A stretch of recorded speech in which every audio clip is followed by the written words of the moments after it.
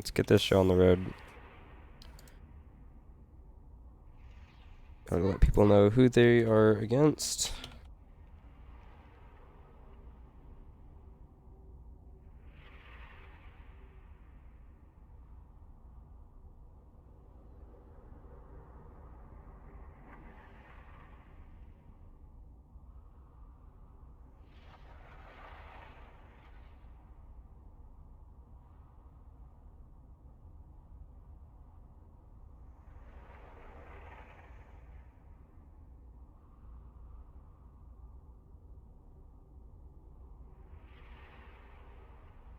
Alrighty.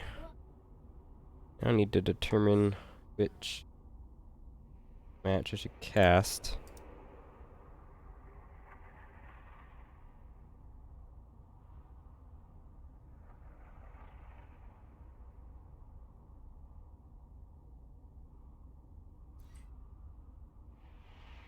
It does? What?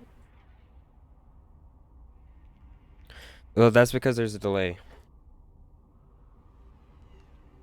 Okay. Let's see, which match shall I cast? I think...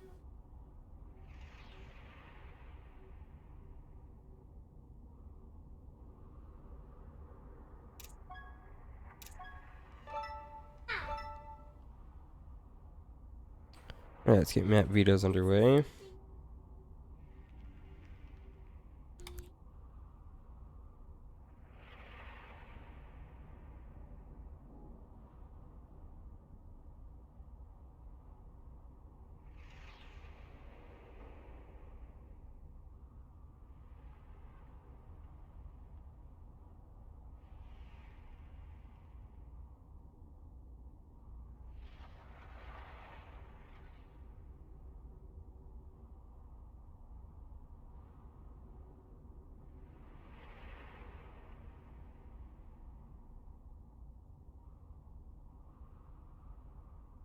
Okay.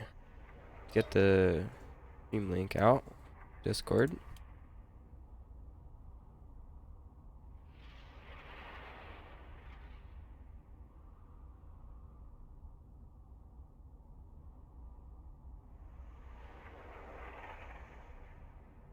Oh, whoops.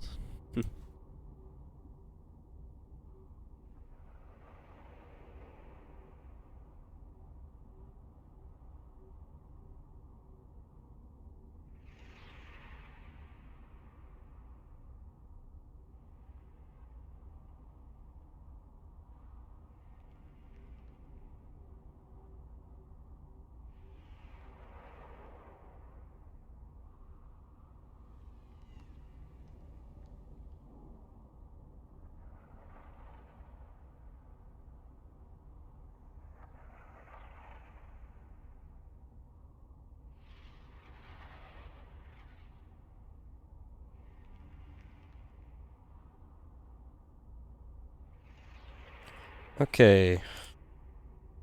Videos are done.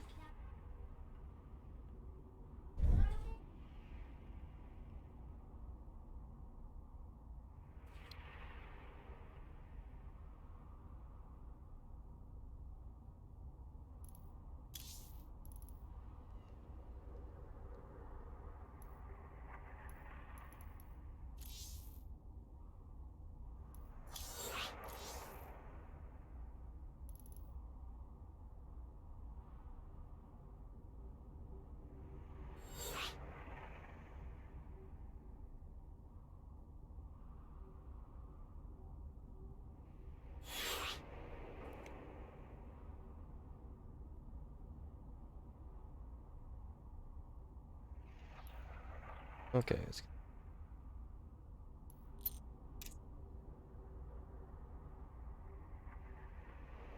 Alright, we got ourselves a GVG here. We're loading up. Just as soon as the players are ready. Okay.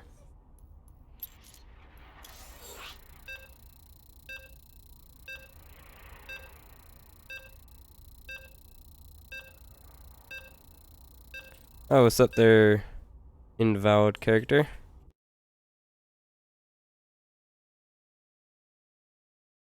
Let's see, you gotta switch the scene. don't want to miss the games now, do we?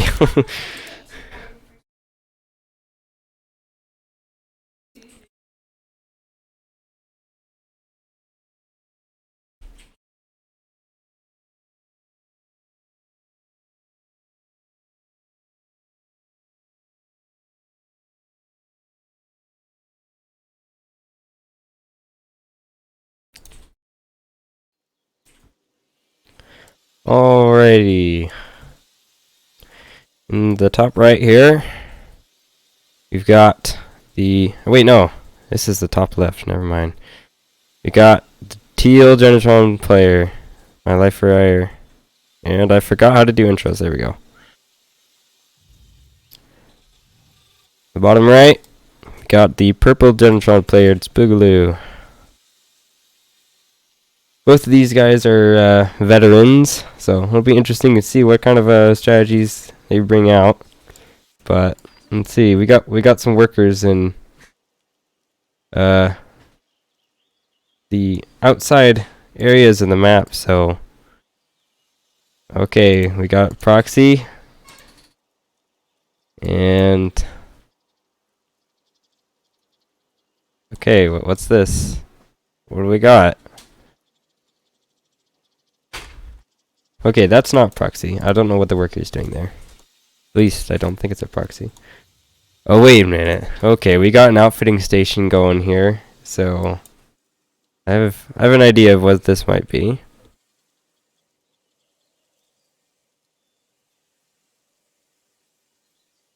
Okay, we got a repulsor rush here. He's gonna use that to try to deny the expansion, but at the same time, let's see, he has not entered Boogaloo's base at all, so he is unaware that he is being proxied right now. I guess maybe it's kind of a tell, considering there's a processing node here, while there is not also an accompanying manufacturer. But for the moment, I don't think he actually knows that there's a proxy. Okay, so over here we got Spitfire, one uploader, so we could be seeing blitzers perhaps. Well, maybe my Livefire has kind of sniffed something. Maybe he's got the scent, because he's building a second manufacturer and he hasn't expanded yet.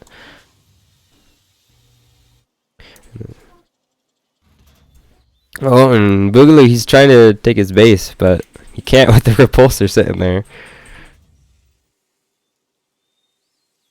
So he needs to get some units over there in a processing drone so he can detect it. And my Livefire still hasn't expanded yet. He's still a bit wary. Okay, he's finally starting it now. And he has enough Spitfires to counter this, I think. Just as soon as he gets them over there. Okay, so he loses one, but if Boogaloo doesn't back off, he's going to lose one as well. Oh, uh-oh, he's going to lose them both. Oh. The worker came in, but he sees me able to escape. Okay, so I don't think either player is particularly invested in the... Boogaloo's not all in by any means. But this is not very good for him, that he didn't really get much done. And their expansion timings wind up to being about the same.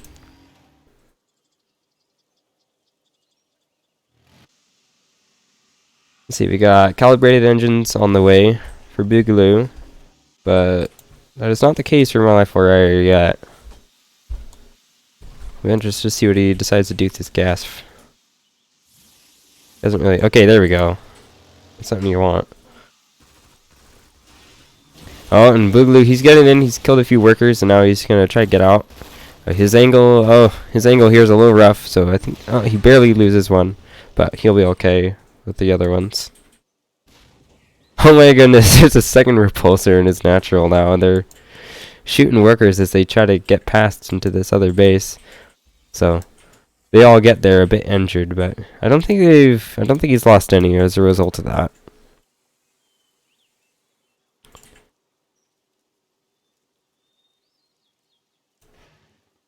Okay, calibrated engines is completed for Boogaloo, so he could maybe try to kind of get around these, but well, he does get the worker, but he does unfortunately lose his Spitfire.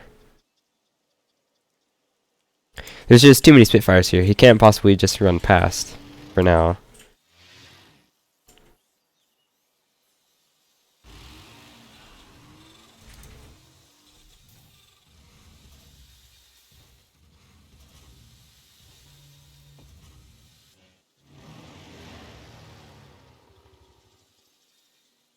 Neither player is really teched up very much yet.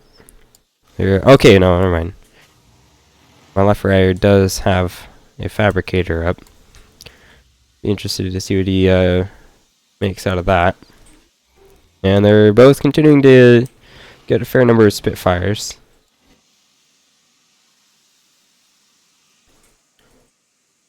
Boogaloo has some detection now, so taking out these repulsors is an option now. Oh, but my life rider sees that and he unburrows. He's trying to get maximal, try to get his money's worth out of him. And now they've been both disabled. And they're finally gone, so now Boogaloo can actually take his natural.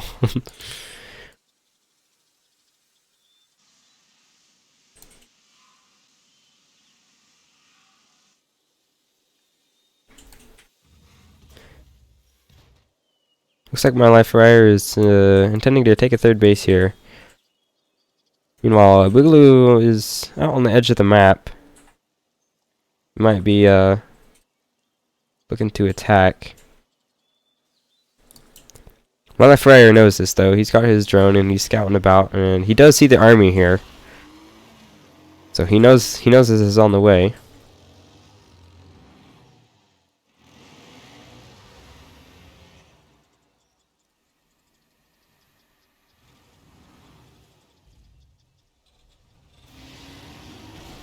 And my left rider certainly has enough here. He's picked off a couple units. Boogaloo didn't really. He just kind of moved into that situation, and my left rider just popped a few units off and backed off.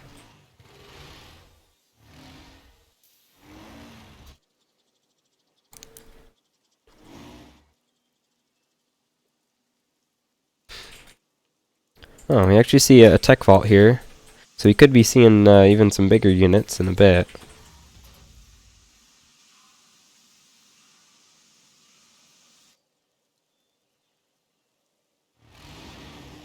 But meanwhile, he continues to. He's been getting insiders, which are quite good against these Spitfires, and he's just going to clean this up. Boogaloo engaged at a bit of an awkward angle, and one he wasn't able to get out of very well.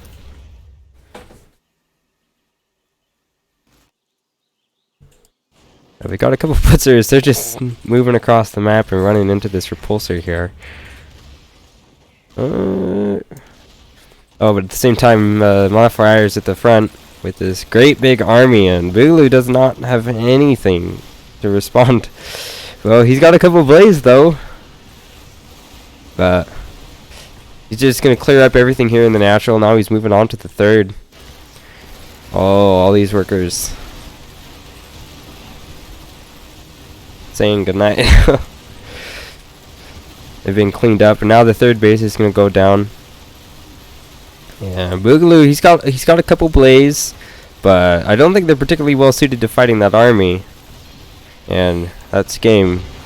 Modifier takes game 1.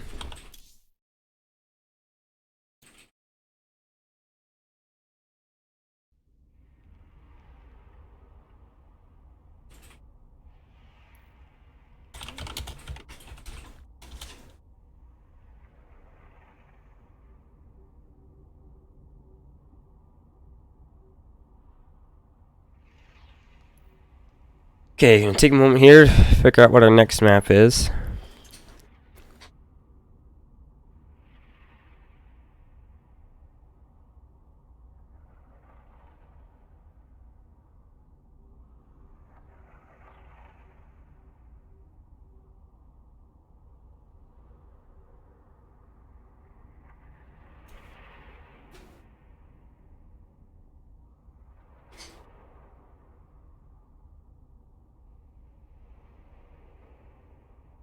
Alright, next map will be New Repugnancy. Let's get that loaded up.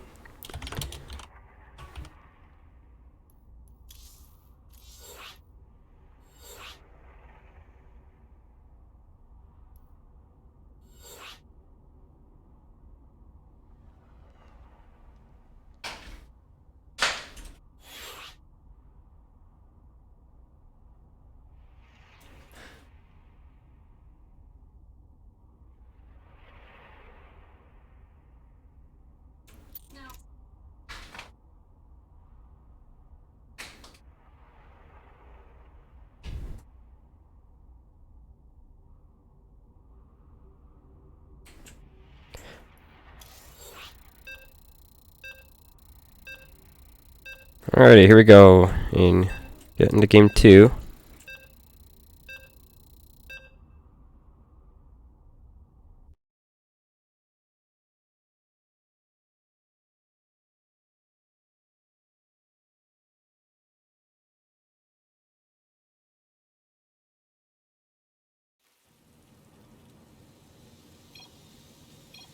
Alrighty. In the bottom left, we've got the teal John player, My Life for Ire. Oh, whoops. I always forget how to do the intros. And in the top right, once again, we have the purple Jonatron player, Boogaloo.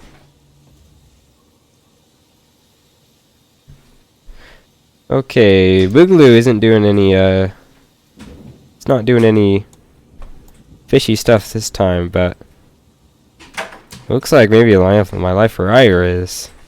We got ourselves another proxy. This one's quite a bit more aggressive, though, I think.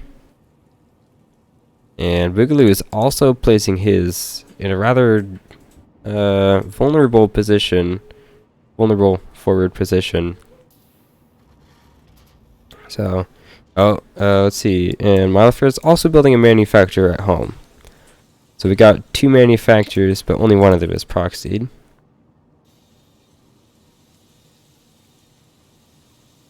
And and My Life for Ire has no gas.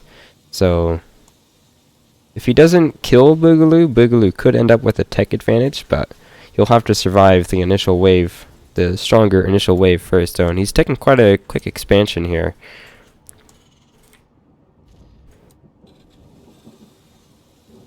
But with that gas, if he builds up loaders, he may even have better production than the, okay, there's a third manufacturer on the way now for My Life for Ire.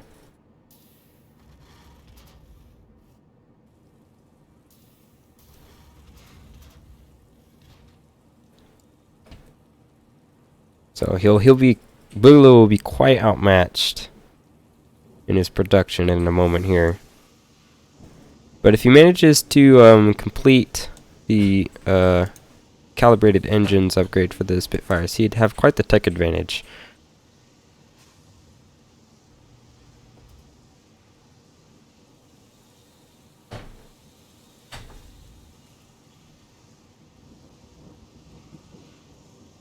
Okay, My Life for Ire is sending a worker forward and just to see what exactly Boogaloo's got.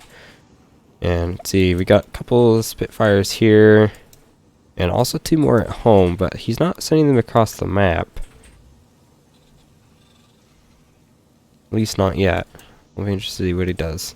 Fabricator on the way. Uh-oh. Boogaloo's lost a Spitfire there, and might have even been another one. Where's the boys? He's got to pull the boys. Oh no. Losing 1, 2 Spitfires. His only Spitfire right now is the one in production. He cancels the Fabricator, and he's pulling the boys. But My Life for Ire using micro. He's keeping his distance. Oh my goodness, so many Spitfires. And Boogaloo, he's down and out. My Life for Ire takes a 2-0 victory.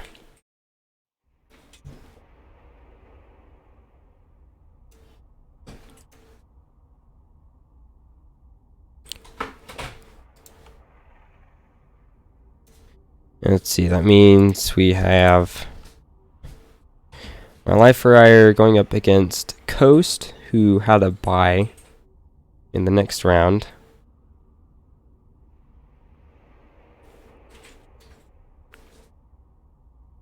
Let's see what games we have going on right now, and a couple other matches going right now. But we could do Coast versus my Life Fire right now.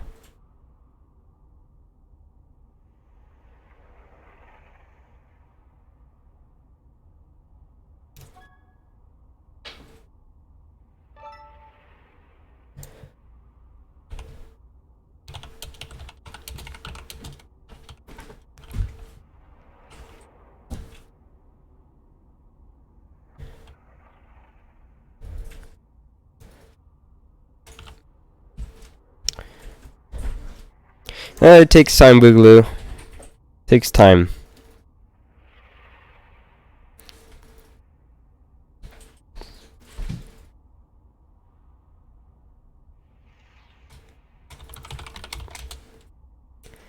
Let's see, I've been meaning to switch to this other screen here, but let's see, I gotta get the information updated. Well, I guess actually we're waiting for a match right now, so technically it's up to date. I just never ended up switching to it in between the games.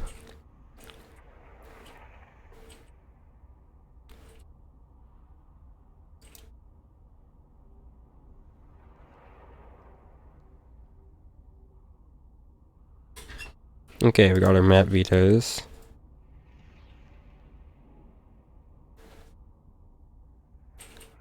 So we get into a lobby in a moment here. Let me check my audio. Seems like the microphone is pretty maxed on volume.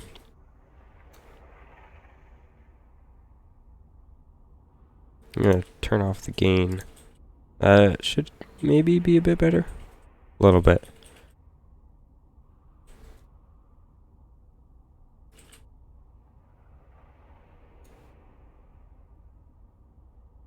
Alright, looks like Acropolis will be our first map. The next match.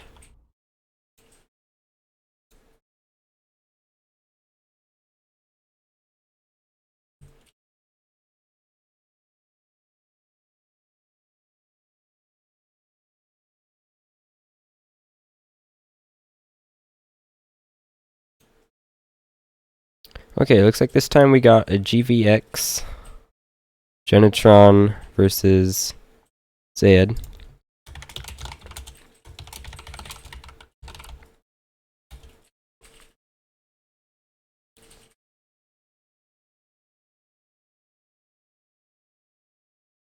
Alright, we're getting on the road here.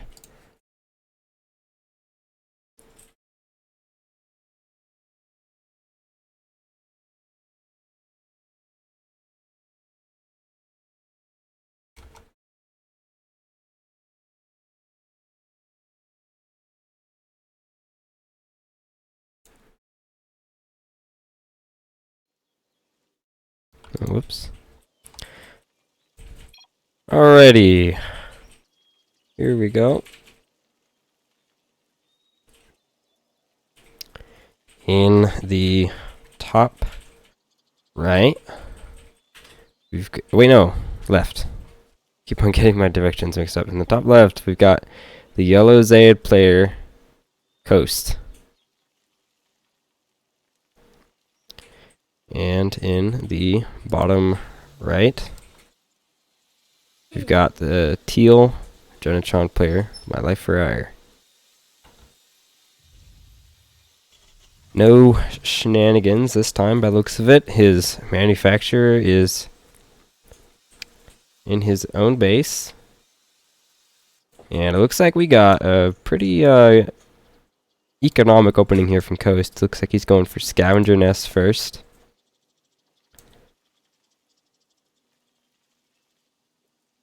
And since My Life Fire is not proxying, okay, he's got two manufacturers, so I think we still got an aggressive opening here. but I don't know if it's necessarily going to be punishing enough to coast economic opening. We'll see.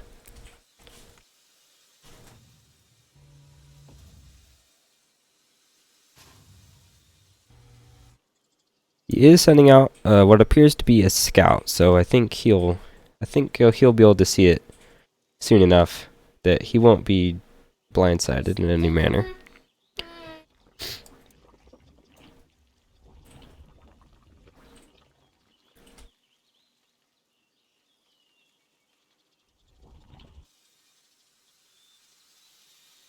Malefier is finally taking his gases, so he isn't he's gonna be behind on tech by quite a bit, I think.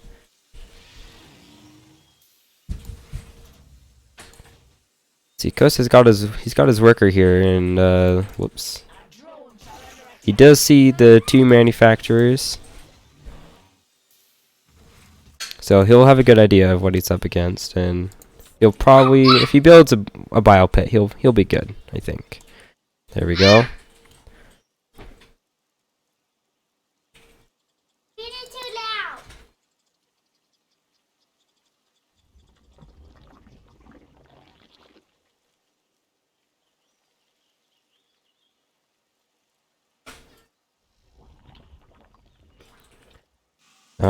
I feel like, let's see, this is quite a few Spitfires, so one bio pit might not be enough, but as long as Coast has enough other army units, he should be a-okay.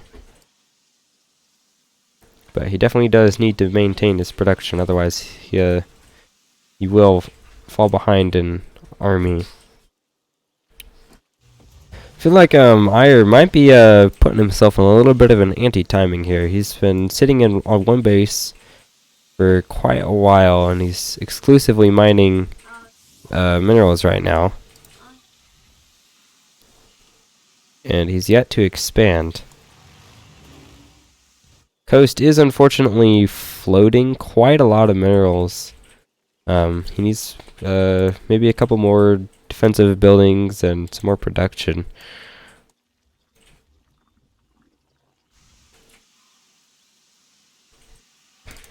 And Malefier is continuing to amass this army of Spitfires on one base, and he's got his calibrated engines on the way.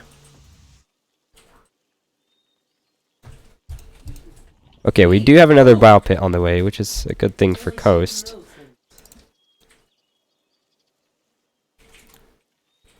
And he's also got a mutagen chamber on the way, so he could maybe see a couple Scorpilisks.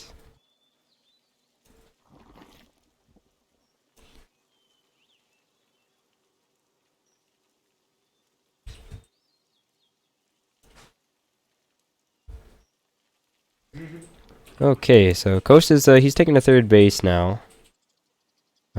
These Spitfires, oh my goodness. How many, let's see, how many Spitfires we got here? We got 18 Spitfires. It's quite a few.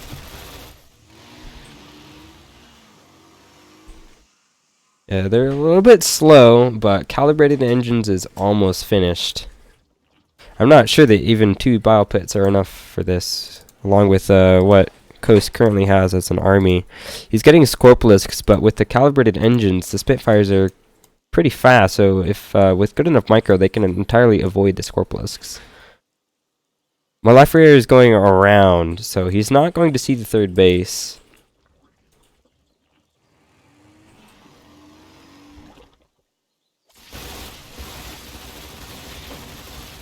So many Spitfires. And not enough army for Coast. This has got to feel pretty bad for Coast. He's got quite a lot of resources, but he just wasn't able to spend it fast enough. And there's still so many Spitfires left over. And they're just gonna run in here and pillage the main mineral line. And that might be game. Coast is down to exactly 1 worker. And that worker's the one that built the third base. And GG. Malefier goes up 1 game.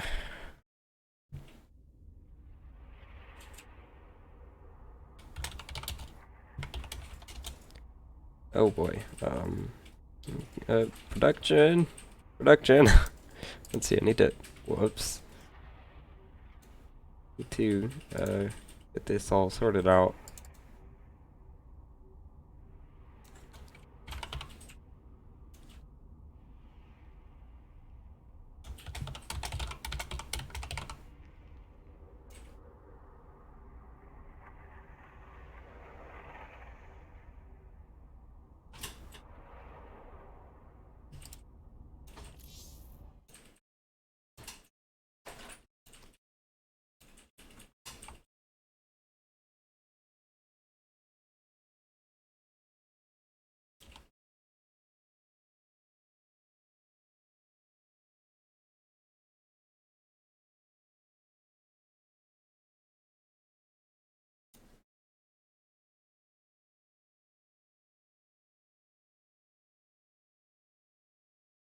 Oh goodness, we got a little, there we go.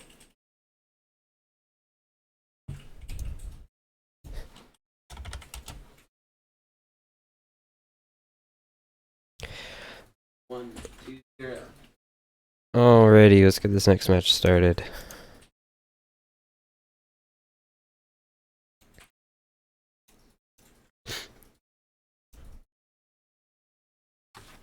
I'm gonna report the score on Scion. Yeah? Oh, right. Let's see.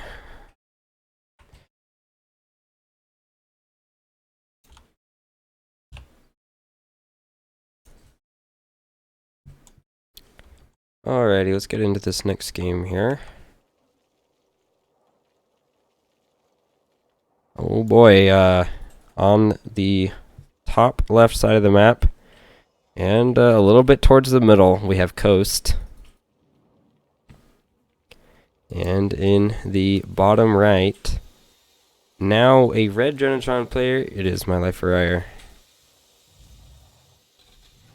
Oh my goodness, these workers are gonna meet each other. They're both going off. Oh my goodness. I wonder, did they see each other though? Did they see each other? Like, did they actually see each other? Okay, we got one proxy Zayed done.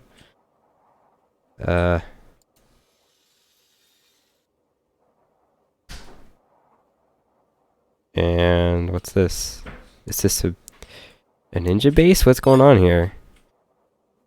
Oh my goodness. It's a ninja base. What is going on? At the same time,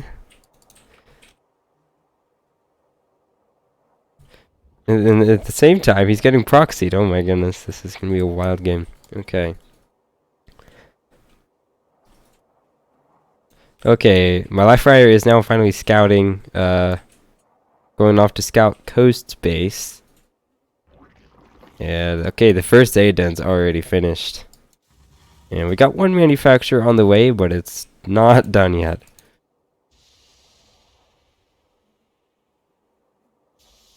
Okay, got Zaidling on the way.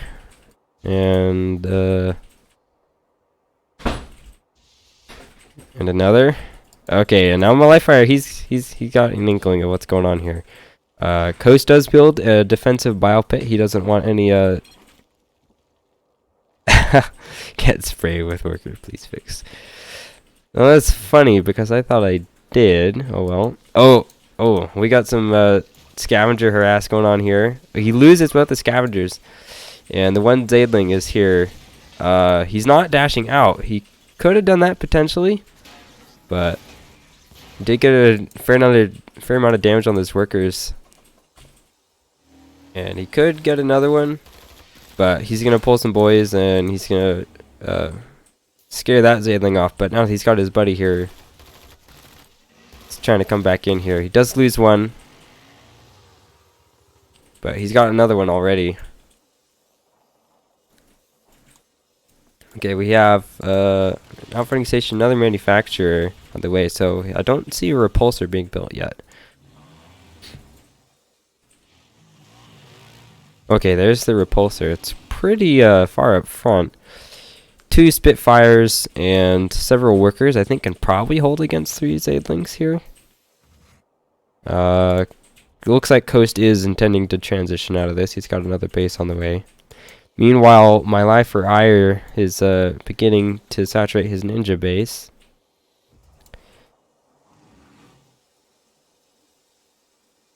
And Coast, he's just chilling here at the front. And now the repulsor's finished. Now I don't think he has any chance of really getting up there for a while. Even with this, even with these reinforcements and Zaidlings. So, okay. He's gonna pull out. He does lose one Zaidling, but he'll be able to get out with the rest.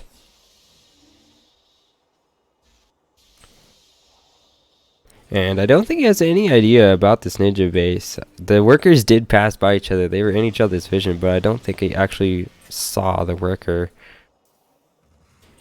Several Spitfires here. Oh, he does pick off a injured Zaidling there. And he actually has the same number of Spitfires as Zaidlings, which means that Spitfires should win in a direct engagement.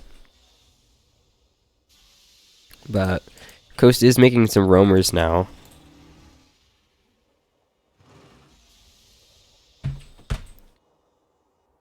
And his natural base is finished, but he hasn't been making a lot of workers. But he is starting that up. Coast is using the Roamer's Scour ability to keep an eye on what my life Rider has. So he sees that, I think he saw that repulsor there. Yeah. And he's doing that again, and so he can get an idea of how many Spitfires that my life Rider has. He has quite a lot, but with these roamers and the Zaidlings together, I think he might be able to take a direct engagement. But my life Rider is pretty safe to just sit behind that repulsor and expand. And he's taking that base, but he's still got his ninja base over here, so he could be throwing Coast for quite the loop here.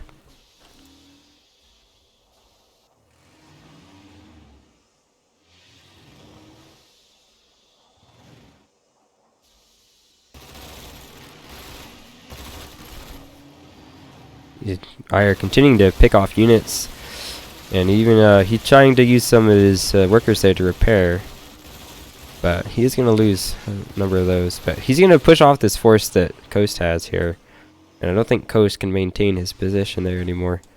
He's got a couple Zaidens here, but it's a bit of an awkward spot for him. They're probably going to be taken out in a bit here. But I guess for now, he's just going to keep using them.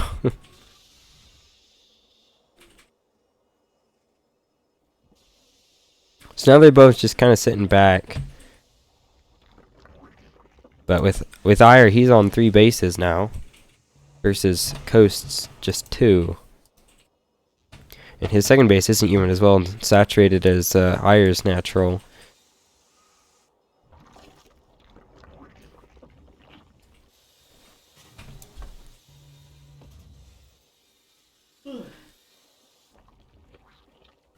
They haven't really teched up much. They've just... Okay, no wait. You got a fabricator.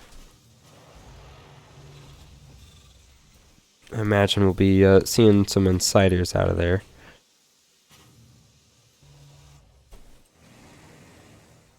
Calibrated engines is almost finished, so... Life for Ire, he's got a...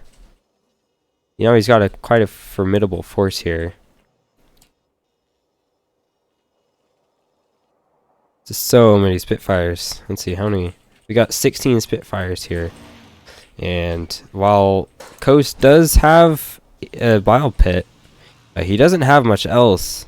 So my life Rider might be able to just kind of stroll in here.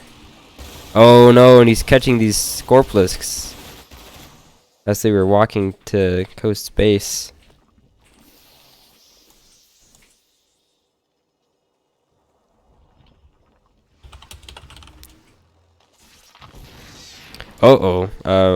I'm not sure if it's by accident, but Coast just used Sacrificial Mutation on his Mendling, so pop, it's gone. That's certainly not what he needs right now when he's got a bunch of Spitfires threatening his base here. And looks like my life Rider is finally going to be taking out these Zaidens, so Coast certainly will be needing to replace those.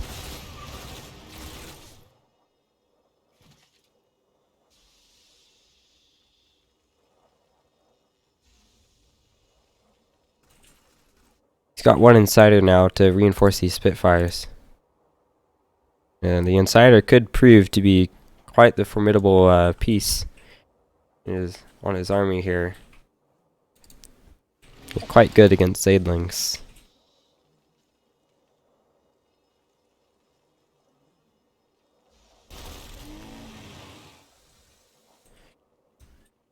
Oh, he could even try putting his Insider up that cliff, but we'll see. Looks like he intends to just directly engage the army. Oh, he's not giving his Insider there quite enough time. Oh, and he's put the Insider up into the main. There is a bile pit there, but he needs to pull his workers, or he's going to be taking a lot of damage here. At the same time, he has a couple bile pits, which I think will hold against these Spitfires, but Coast realizes that he's just so far behind and he taps out. So that puts my Life Friar in the final round of the tournament.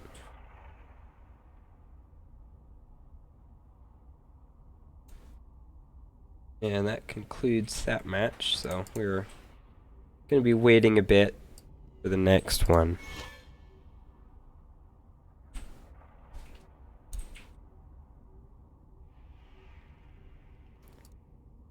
Still not sure what the status is on Passer versus Sparkle Hands. Since it's taken this long, I think it's fairly safe to assume... Oh.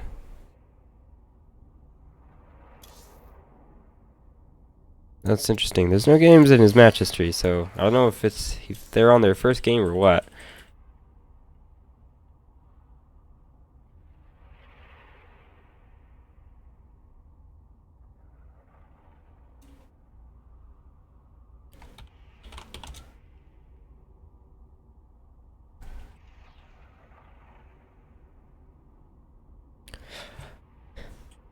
See, I'm not sure what the status is for the other match. We'll just have to wait and see. But we have one finalist, and we still need to cast one of the semi-final matches, since it's actually... There's still a match from the first round going right now.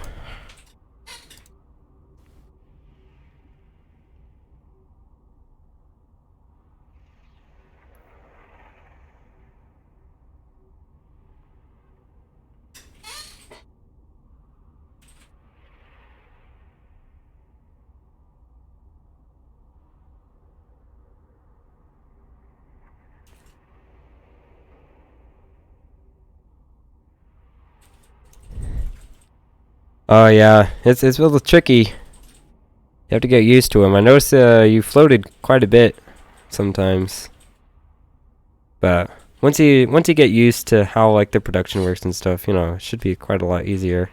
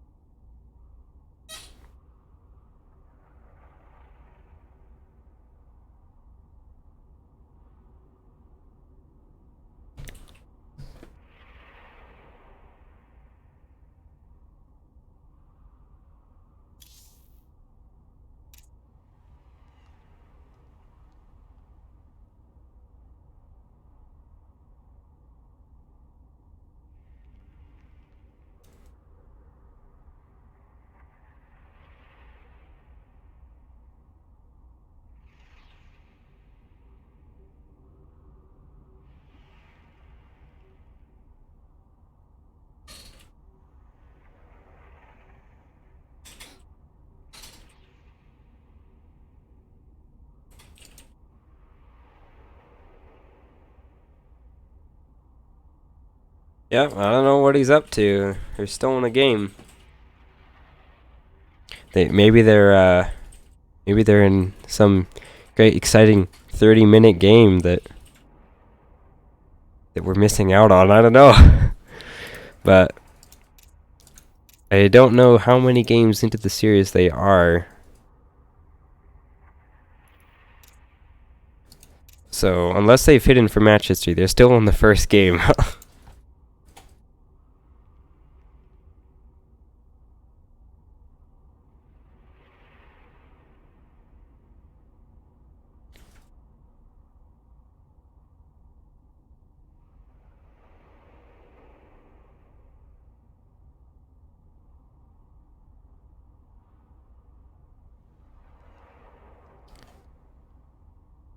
I do happen to have a little bit of a cold. I don't know if it's like a cold, but like I notice it's all kind of stuffy. So I'm gonna take a moment and clear my nose, and probably also get a drink. I'll be right back.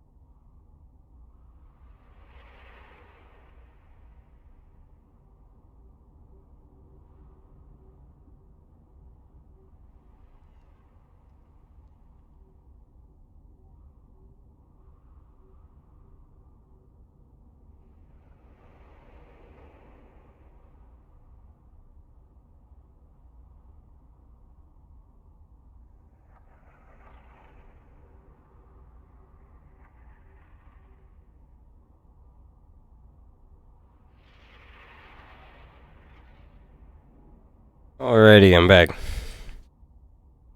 And still no news on what is going on in Passer versus Sparkle Hands. Cast the replays? Maybe. We'll see. I too am interested to know what is taking this first game so long.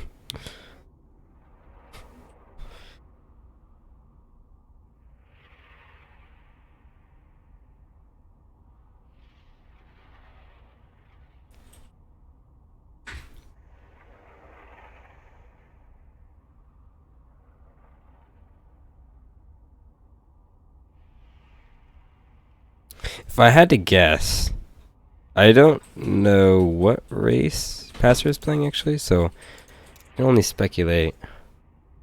But if he played Terran, I bet there's some buildings in the outside parts of the map by now.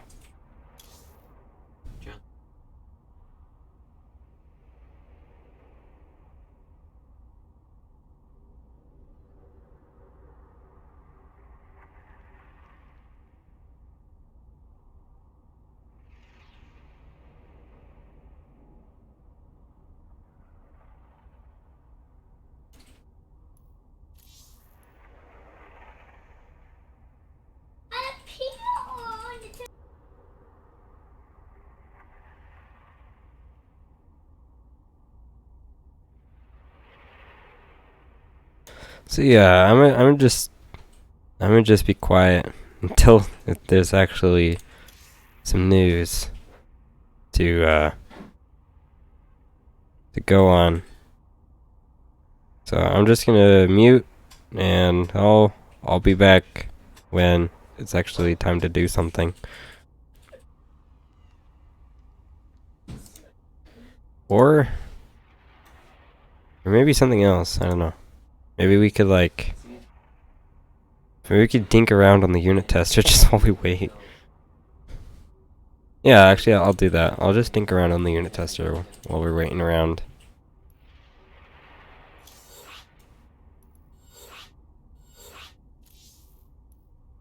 Um, I'll have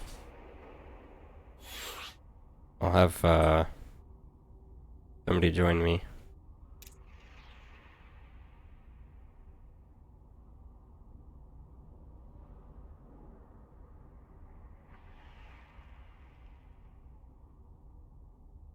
Hey, what's up, Drunken Furies? I have not seen you for a very long time. What's up? Okay, no match history. We're just gonna dink around on a unit tester until Passer and Sparkle Hands finish their game.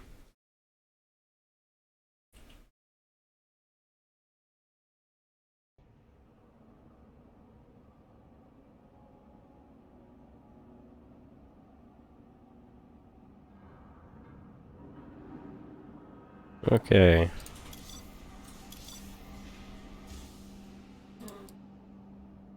Alright, what do we do?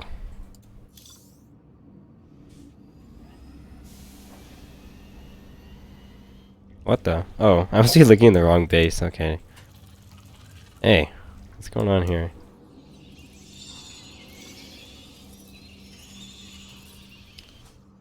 I guess? I don't know. Oh, okay, never mind. They finished. We're done.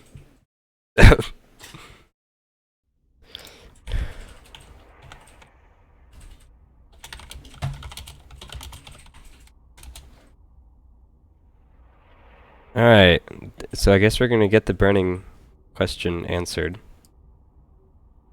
What happened?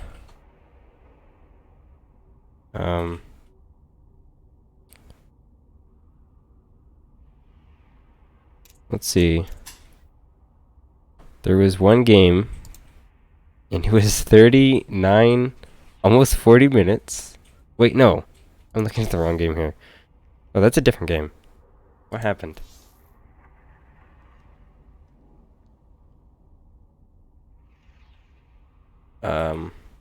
Where is Passer, though?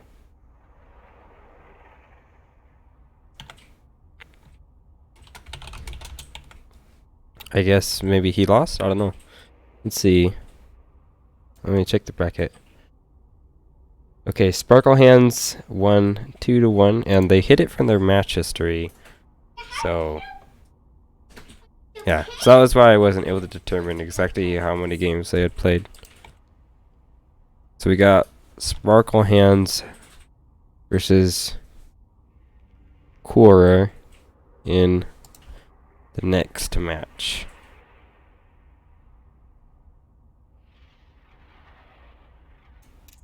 Yep, Passer was eliminated.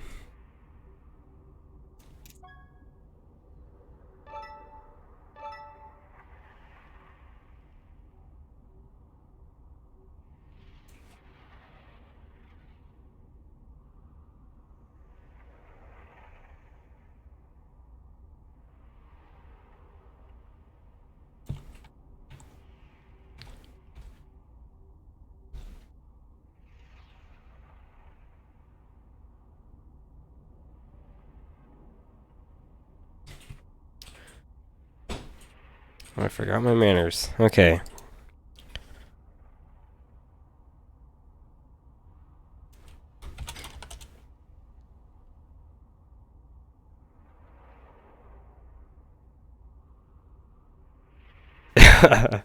Pass outer. Oh my goodness.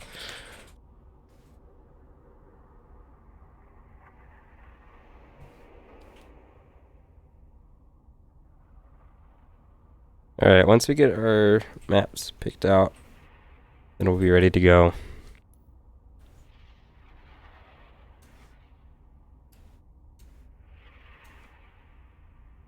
And I don't know, is the microphone a little loud? It keeps on getting into the red quite a bit. So just let me know if maybe I need to bring that down a touch.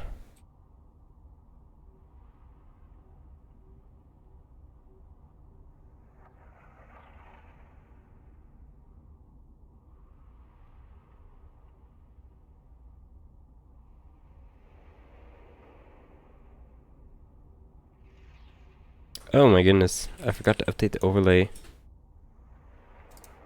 This is number 7, not number 6. There we go.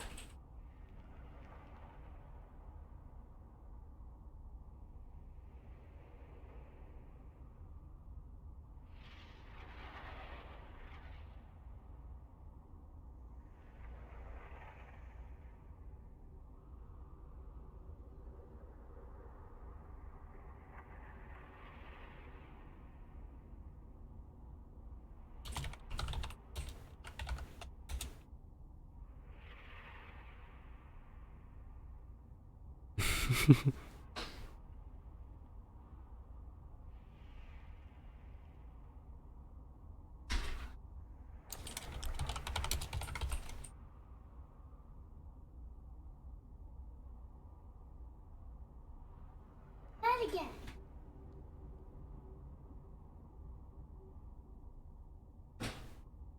Alright, vetoes are done. We just gotta pick our first map.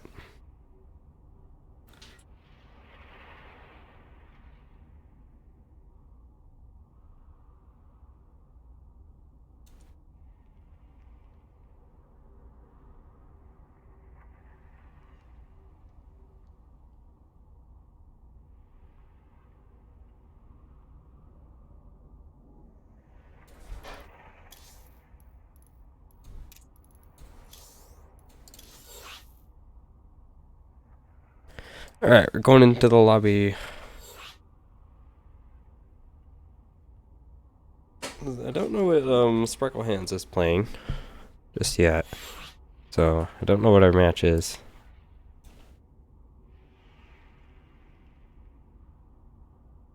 Okay, Sparkle Hands is playing Terran. So we have Terran versus Zaid in this match here.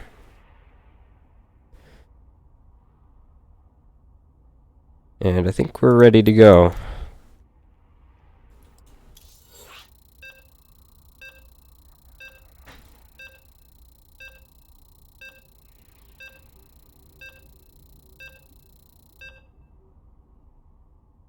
Alright, let me switch overlays here real quick.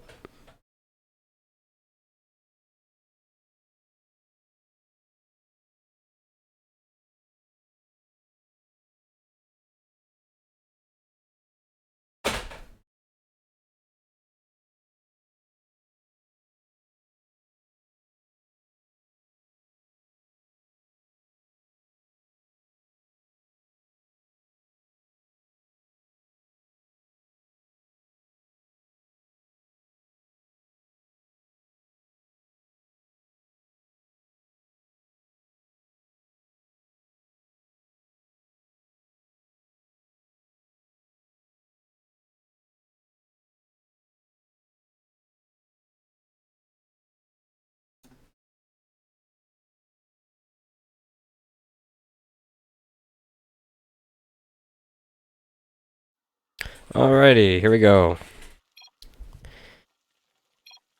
Oh my goodness, I just realized there's been no music the whole time. I guess it's not a super big deal, but it's kind of nice to have. Alrighty, in the bottom right side of the map, we have the orange Zayed player. It is Korra. And on the top left side of the map, we have the green Terran player, Sparkle Hands.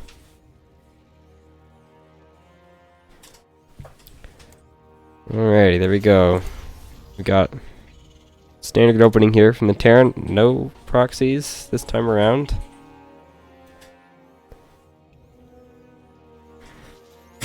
And Korra's got a worker scout here. And Sparkle Hands is just kind of making sure that it's not up to any funny business on the either a gas block or harassing the worker working on the barracks there. And whereas just building a Zayden over on his side of the map. Fairly normal timings here. Both just getting their first production structure, getting their gas.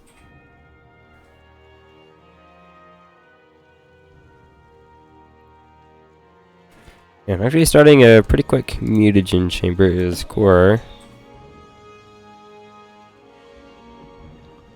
And another Zayden. Meanwhile, Sparkle Hands is currently just macroing up like usual.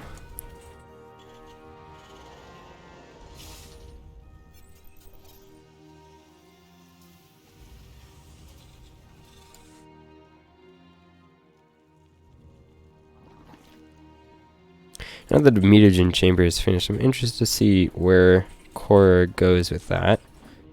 There's a couple different things you can do with that. And no expansion just yet from Korra, so he's looking pretty aggressive. He's got a third Zayden on the way now. The Reaper comes in, but this Roamer here is hatching soon enough that it can actually almost kill the Reaper, but not quite. So the Reaper gets away with his life. And he'll be able to just regenerate. Meanwhile, there is a Roamer on the other side of the map, and it could have gotten this worker here, but it wasn't being sent in time. Uh-oh. Sparkle Hands loses the Reaper to the Roamer, but with a couple Marines, he should be okay against the one Roamer.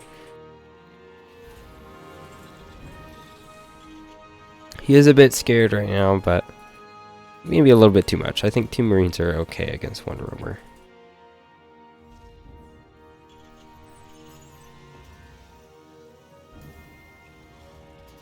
There are a couple more Roamers on the way, though.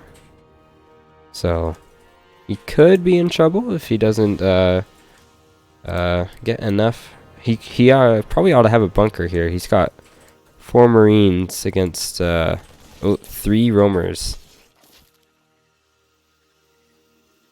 He's got a couple more Marines. He's starting a bunker now, but it's a little bit too late. He needed that a while ago. And oh boy, 5 Roamers now. That Sparkle Hands is in quite a lot of trouble here. He has to cancel the bunker, and he may have to lift his CC. He's got his supply wall up, and he has a factory, but it's building a reactor. What he needs right now is a siege tank or something. I'm not sure if Hellions or Marines are really his best, really the best answer to what Horror has brought to his side of the map. He is building a bunker right here, so he should be okay. He doesn't lose too many of his Marines here. Once the bunker finishes, he can probably keep the Roamers off.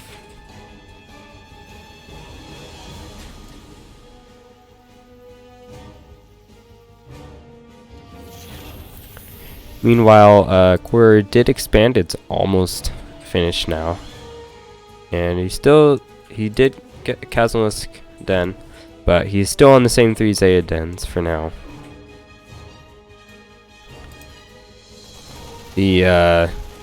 I see. He switched off the starport with the factory. Factory's building a tech lab now, and Stim is actually almost finished. So that could be a very, very good upgrade for him to have.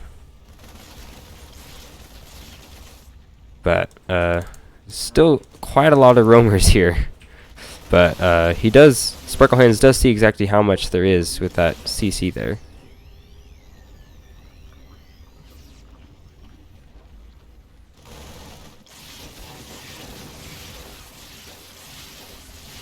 Stim is finished, and combat shows is on the way. So these Marines, they could, I think they have enough to kind of push these roamers off now. Now that they have Stim. Oh, he needs to be careful though. The roamers do have a fair bit of range, although they don't have their upgrade.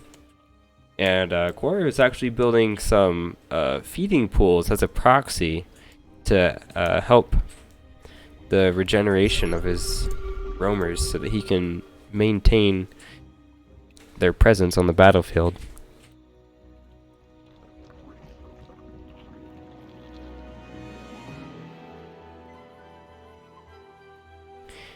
He's continuing to keep Sparkle Hands from establishing his expansion, and he does now actually have his own base. So Quora is actually quite ahead right now. Oh, and he can even use Scour to see these supply depots in the engineering bay on the side here, but with this Liberator he should lock that down. And also the siege tank, so slowly but surely Sparkle Hands I think will be able to reclaim his natural base.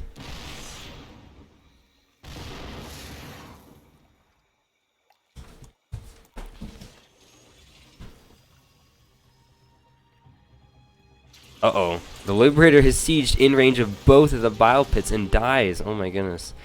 That is quite the loss there. That was a very, very unfortunate mistake.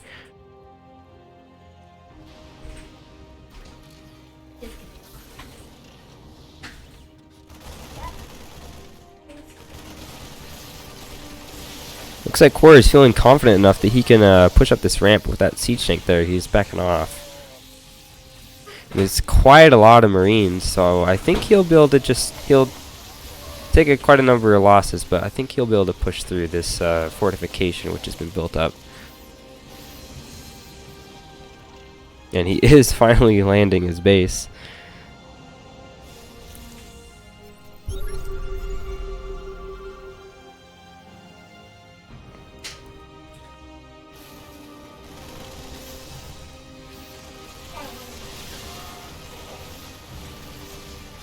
Alright, Sparkle Hands is finally cleaning this up. He's taken out all the roamers and the bile pits, and he's finally able to reestablish his natural base.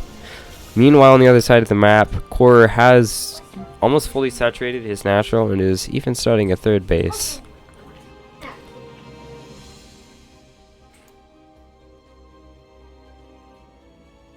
And is also continuing to tech up. He's got a biomass hatchery, and he's got another mutagen chamber for upgrades.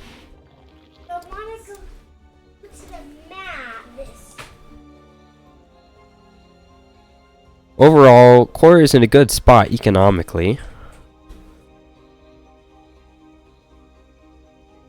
Well, Sparkle Hands, he is recovering though.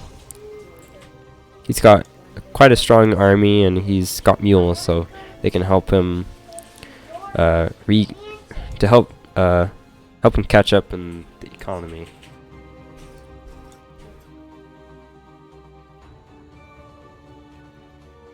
Uh-oh. What's going on? Sparkle Hands. Oh. Okay, good. We're not losing him, but did have a little bit of a hiccup there.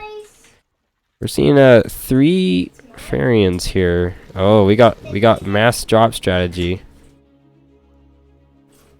Not just 1, but 3 transports are going across the map, and Sparkle Hands Marine actually he sees it. So he's got a good idea of what's going on. The surprise has kind of been ruined, and it looks like Quora's actually he's bailing on the idea. And he's choosing to just not go for it. He's just gonna unload. Meanwhile, Sparkle Hands is looking to get aggressive here.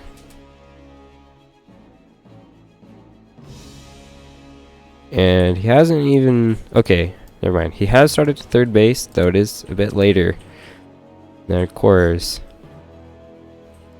And Korra is actually moving out as well. And... well... Oh. There's that one Marine, but... Korra does not seem to be aware that the army... Okay, no. He does realize it. He's just being a bit indecisive. The Liberators have sieged up there, but Korra is actually not going to come from the angle that Sparkle Hands expects. This could actually be disastrous for him. Unfortunately, the Spitters do just run straight into the... Oh my goodness, that was actually a terrible engagement for Korra. He messed that up quite badly. And he lost the Spitters to the Liberators, and he doesn't have much in the way of army at all. That was quite the unfortunate engagement for Korra. He could have done quite a lot better. But he kind of just rolled right into those siege tanks without even attacking. He is rebuilding his forces somewhat, but it's still nowhere near as much as what Sparkle Hands has.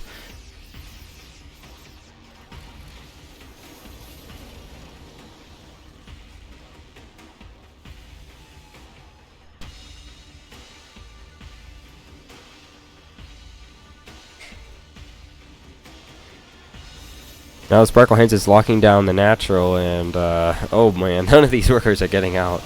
Oh my goodness. Absolute carnage. And there's some Spitters up here. They can kind of hold the main, but oh, the siege tank's actually in range there. So the natural is going down as well. Korra is reduced to simply his main base, and with these Liberators here, he can eventually just crawl up until Korra has nowhere left to go. Korra tries to do a drop on the tanks, but he does not successfully take any of them out.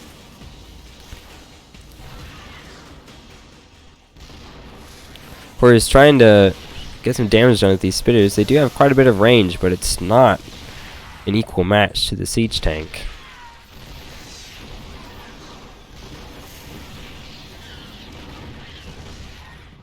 It's only a matter of time now. And Sparkle Hands is actually deploying some of his units off on the side here.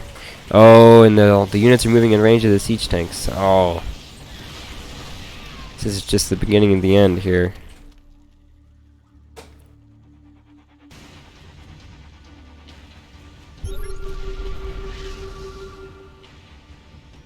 It looks like Sparkle Hands is quite confident. He's just going to charge right in.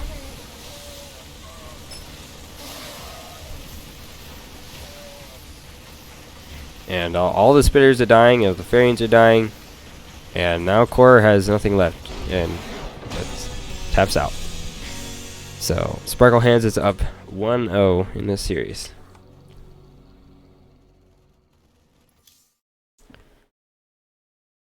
Okay, let me get this thing here. I need to update it.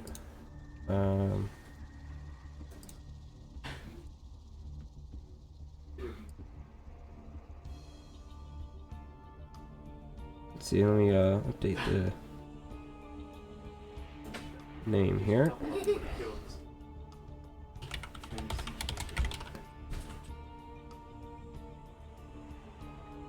There we go.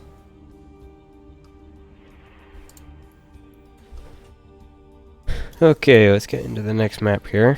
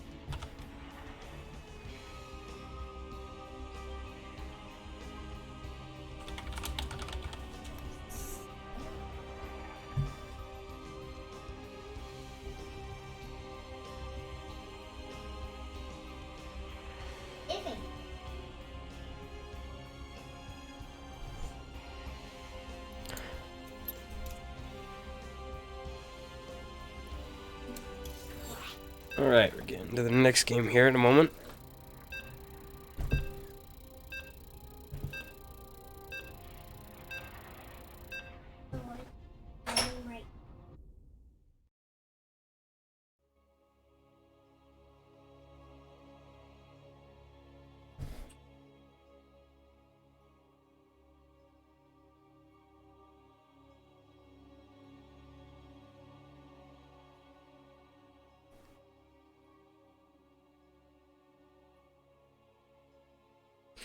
Next game is on Acropolis.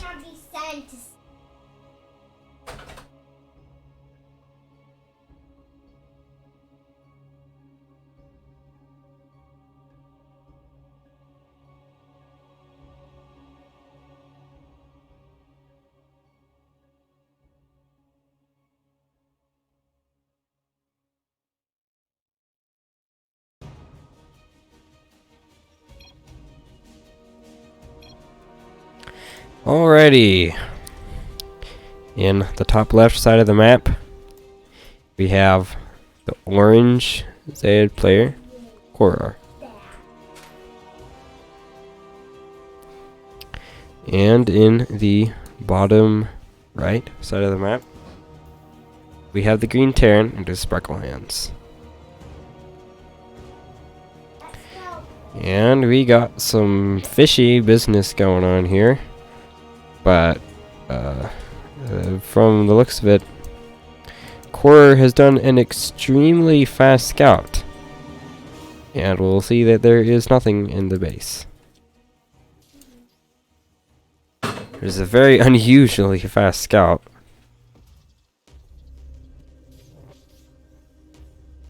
And Korra does have one Zayden in his main base. So I don't think Korra is proxying anything himself. But these two SCVs, this is rather interesting. There are no barracks on the way yet. Okay. There's one.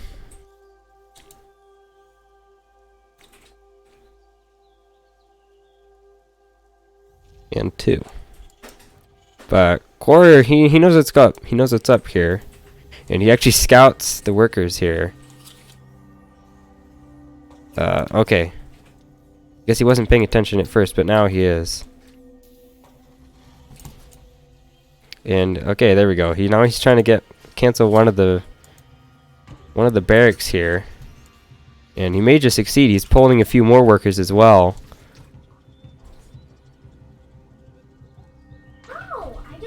And now Sparkle Hands, he's left in a pretty awkward spot. He's got two proxy barracks on the map, but neither of them are under construction. And he's, I think he's bailing out. He canceled them both, and he's starting a barracks in his main. Two of them, in fact. And Korra is also starting another Zayden. So this is pretty good for Korra. He scouted the proxy, he canceled it, and he's got a better economy.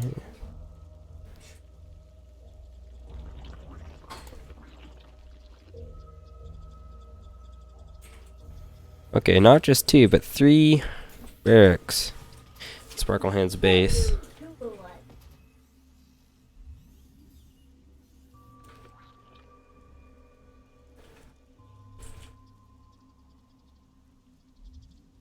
Korra is moving out with a few Zaylings here, and he's also taking some workers, which is an interesting choice. We could possibly be seeing proxy feeding pools.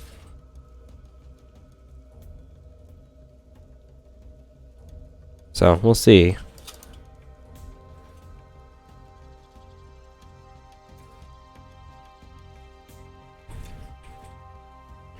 And Sparkle Hands is beginning his production on his three barracks. They are actually Reapers, interestingly enough. Oh, he's gonna have to turn around there. Okay, there's the feeding pool.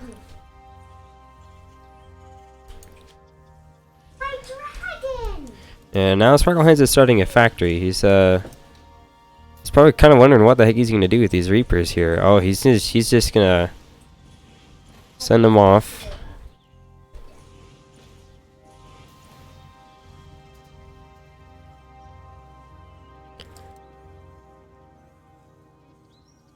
Meanwhile, Core is building yet another feeding pool, and he has not been aggressive. He actually sees that this bunker is empty and is starting to put some hurt on it. And there is no repair, no salvage, so that bunker is just going to go down, and it's wasted minerals. And now he's starting to work on these supply depots here. There's a couple Reapers outside of the main, but they're going to be met with failure here, I think. Oh no, absolutely tragic. He loses all 3 Reapers.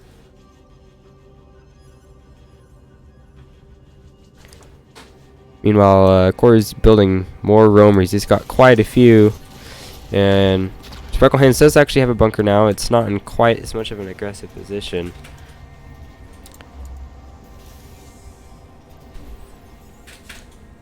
Oh my goodness.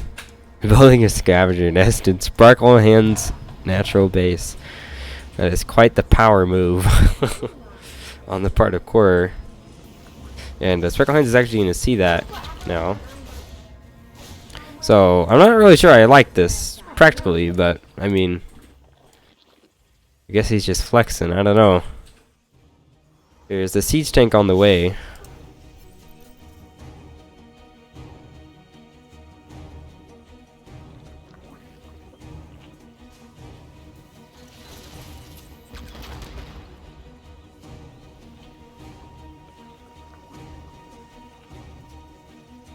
Interesting choice. Sparklehands is now salvaging the bunker. So many roamers here that, and also these feeding pools here. Okay, siege tank is out and is sieging up here. Core actually sees that since it walked into the range of the but it's not quite in enough range that he can really realistically get on top of the tank, so Sparklehands is actually pretty safe here with that siege tank now. He's also got stim on the way.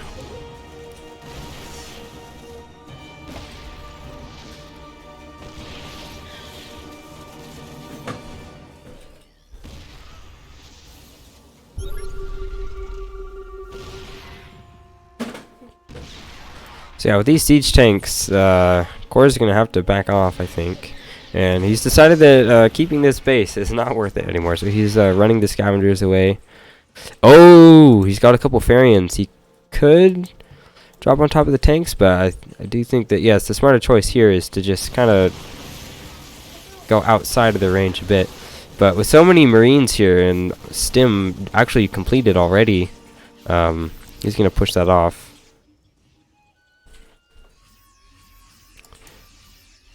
Meanwhile, Sparklehands did build a CC, so he does have a second orbital. He just has to clear out his natural before he can use it.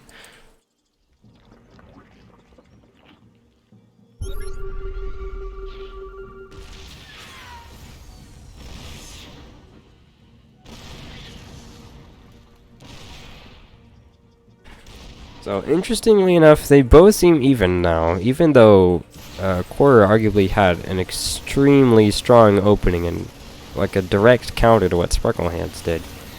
But they seem pretty even now, if not actually kind of an advantage of Sparklehands.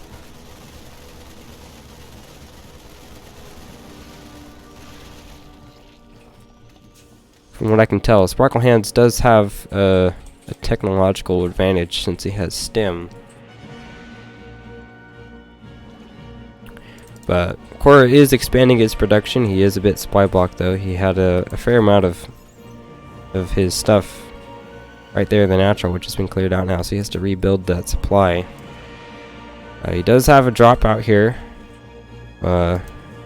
Assuming this does a good amount of damage, he could get his advantage back, but we'll see.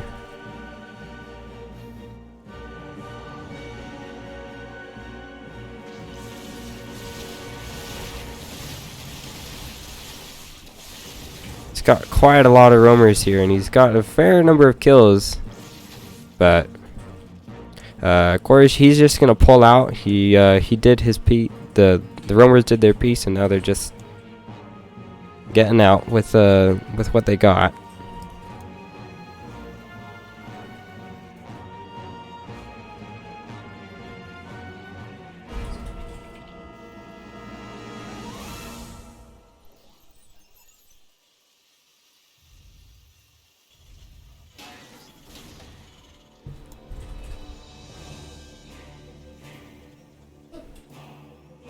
And now Sparkle Hands is moving out. Quarter does have a fair-sized army, but he doesn't really have any big large powerful units. He could have trouble against this much more heavily upgraded army of Sparkle Hands.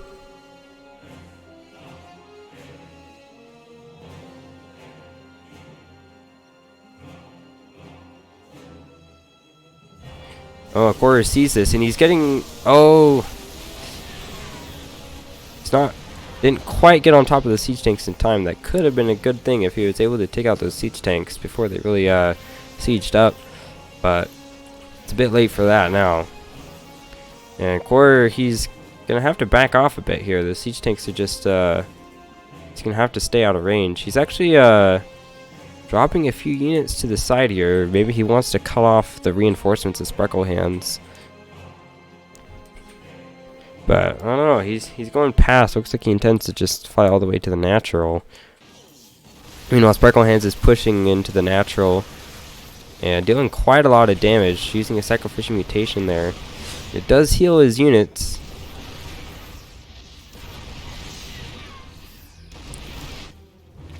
Okay, now we got this drop in the natural, so they're both hurting quite a lot here. So many workers going down. But it looks like Quarter, he just wants to get out with what he got.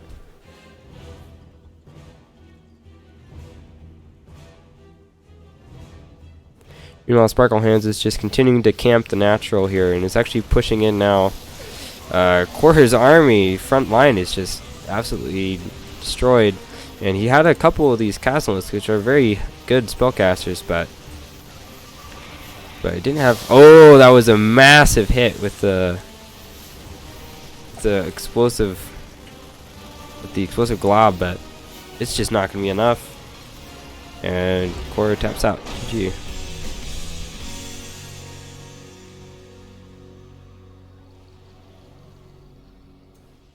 And that concludes the series. Sparkle Hands takes it 2-0.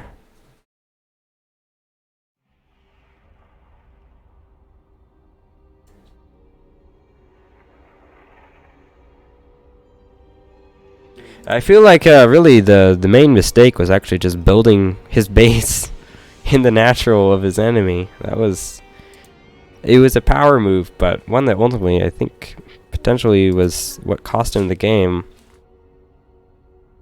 And with that, Sparkle Hands advances to the finals. So we've got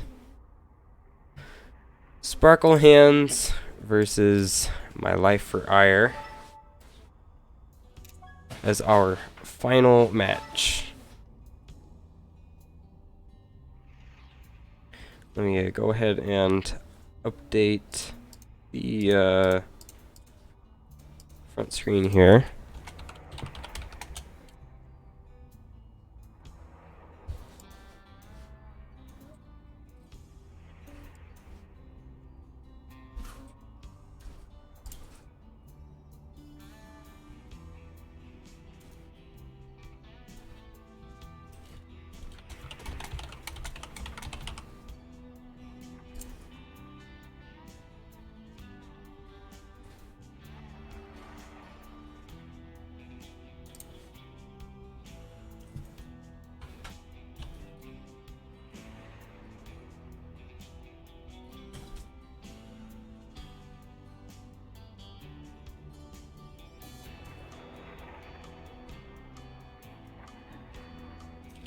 Alright, so now that we're into the finals, this is going to be a best of 5.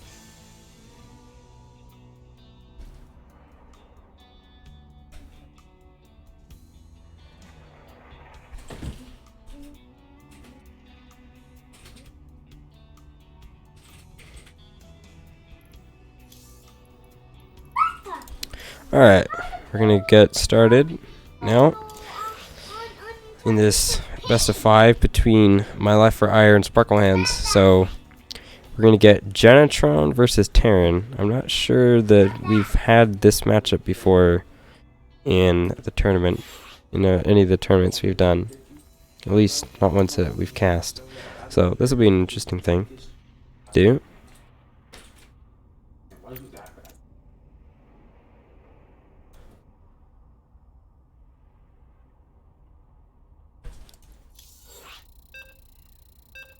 Alrighty, let's get going.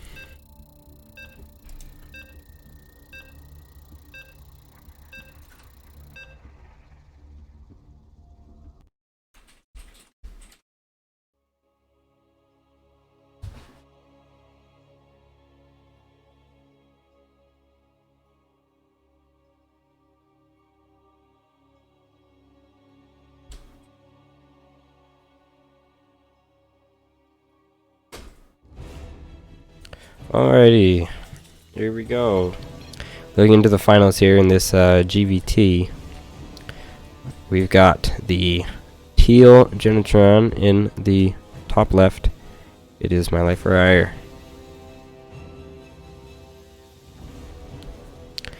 And in the bottom right, we have the Terran player. We have Sparkle Hands.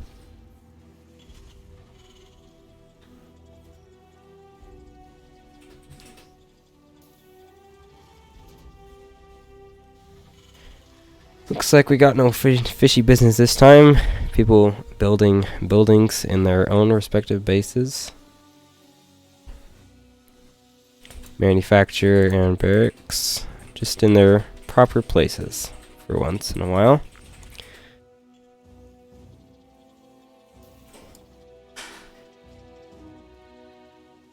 We have My Life for Ire here. He's sending out a worker scout here, so we'll be able to figure it out as such,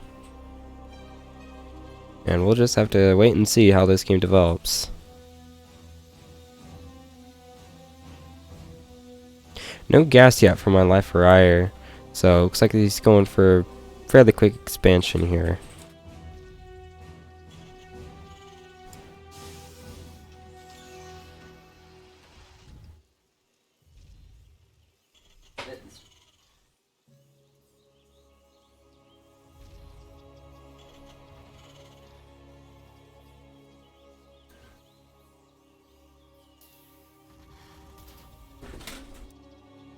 Do you know what I made that for?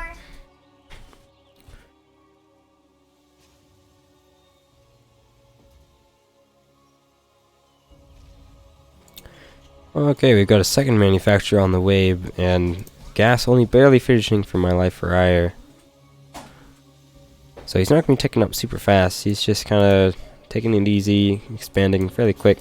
Meanwhile, Sparkle Hands, he's not opening up super greedy. He's actually doing a 1-1-1 with before expansion. So we could potentially see some pretty aggressive stuff out of him, but exactly what he'll be doing, can't say for sure.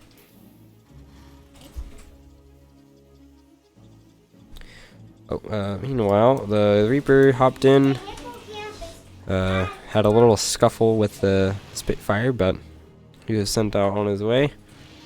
Coming around to see if there's anything to pick off over here at the natural, but My Life for Ire does respond by sending on Spitfire to make sure the Reaper doesn't get anything.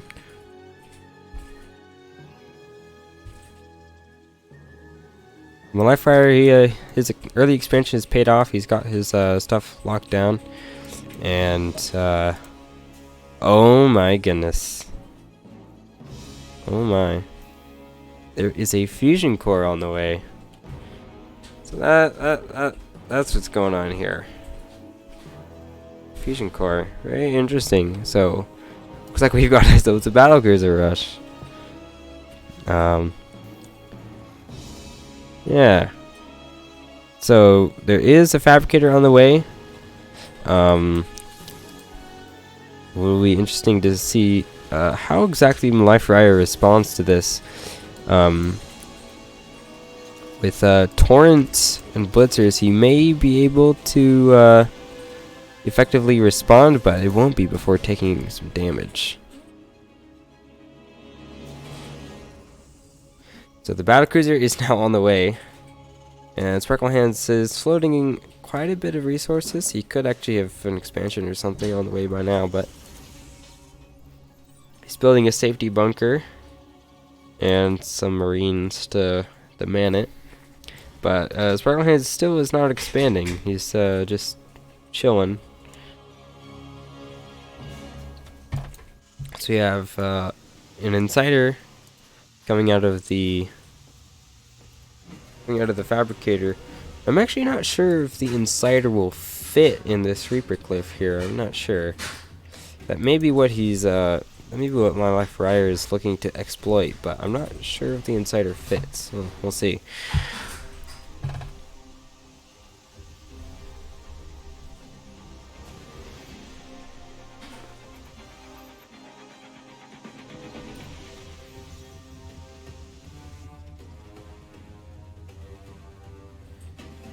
Oh no, here's the battlecruiser. I missed it. It teleported in. And now my life Ryer is producing a torrent.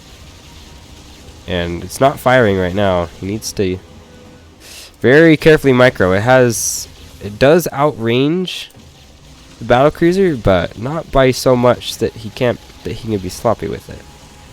So he's repairing it up, and he's not building any more. He's building blitzers though. But he needs to start producing some more torrents, although he is actually supply blocked, interestingly enough. The Sparkle Hand spent his whole time just attacking an uploader, which I think was actually quite the waste of his battlecruiser's time. It didn't really actually deal much of any damage. It has, of course, gotten a fair number of kills, but nowhere near as much as it could have in this time. Now that there's 2 torrents, I think... Oh, that's even a 3rd torrent now. It's quite a lot of torrents, so he can... I think he'll be able to get this battlecruiser away. He does have a teleport ready, so he just sends it back. But there's an insider. Oh, he loses it, and the Spitfires were lagging behind. The model cannon is finished, and he actually has a 2nd battlecruiser. He's just beginning to establish his natural. Sparkle Hands is quite behind in the worker department, though. And my life Ryer is continuing to produce torrents. He's got 3 now, and he's got 2 more on the way. So he'll be safe against the battlecruisers. Although I do worry that he won't have enough on the ground to take care of the marines and siege tanks.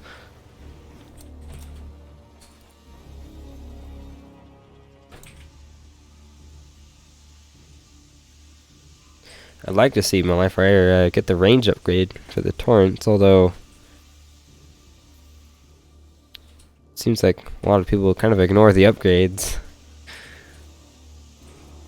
More manufacturers on the way, army upgrades on the way for my life Ryer. And Sparkle Hands is continuing to produce battlecruisers. I think this is his 3rd now. He's got 2 battlecruisers he's sending across the map.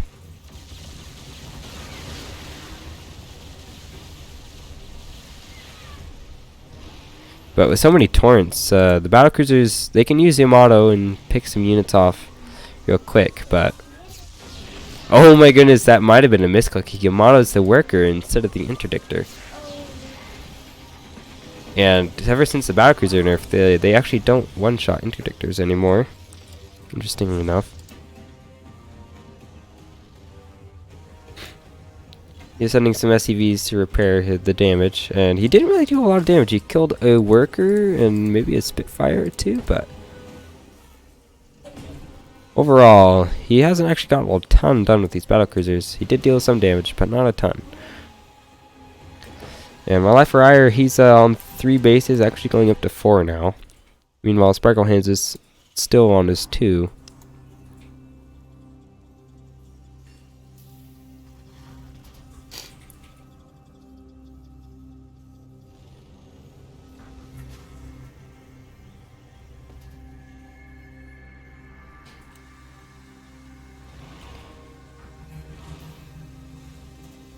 Life Flyer teching up. He's getting a tech vault. And he is also finally getting his calibrated engines. Sparkle Hands is now finally establishing his third base. And also getting an engineering bay. I wonder if he has... Let's see. What's the hotkey for buildings? Where's that at? Trying to find it. Whoops, what have I done? Oh, that was something I never did before. It's kind of nice to have. Actually, no, it's not necessary. There's already the stuff on the bottom. Left Rider sending a few Spitfires on the side of the map. Maybe looking to get a little bit of harassment done. Meanwhile, they're both just kind of building up their armies. Let's see, that's one worker. Might have gotten a second one, maybe, but it looks like he actually only got one worker for his troubles.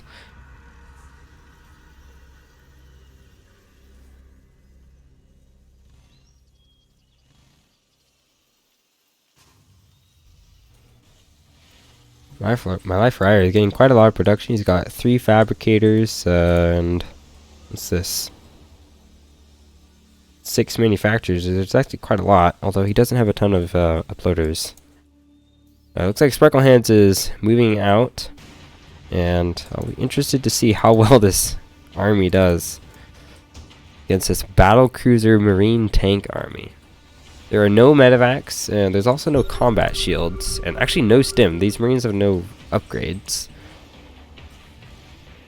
So, with the battle cruisers probably being fairly heavily countered by these torrents and the marines lacking upgrades, we may not actually see this go super well for Sparkle Hands. He does intelligently decide to Yamato an Insider. And my Leffer is changing up his angle here. These siege tanks here are actually pretty exposed, but there's a couple over there. And the Marines just weren't in position. Oh my goodness, everything is just getting shredded. The battle cruisers, the siege tanks, the Marines, everything. Oh my goodness, that battle cruiser. I'm not sure where it came from, but it appeared already to be damaged. Maybe it was one of the ones that was here and it didn't teleport across the map. But now the ball is in My Life Rider's park, and he's looking to press his advantage here after that massive victory. With so many torrents here, these battle cruisers just don't stand a chance. And that's game GG. My Life Rider takes game number 1.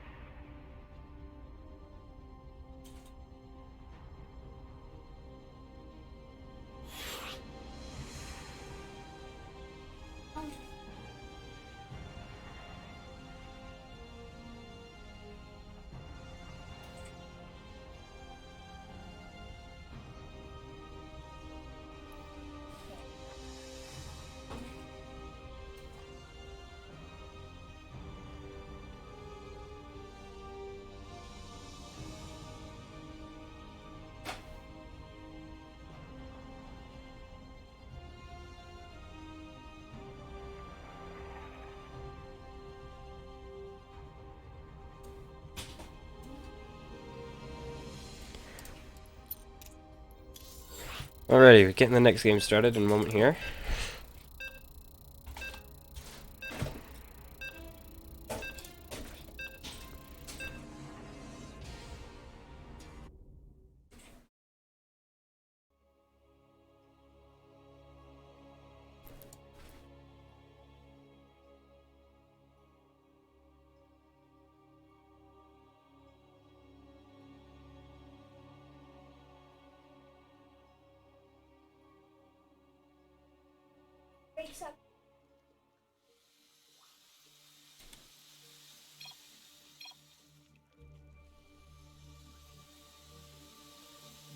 Alrighty, here we go. On the bottom right, we have the teal Genetron plate. It is my life for ire.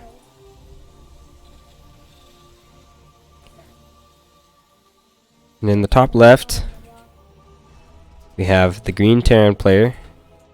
Just Sparkle Hands.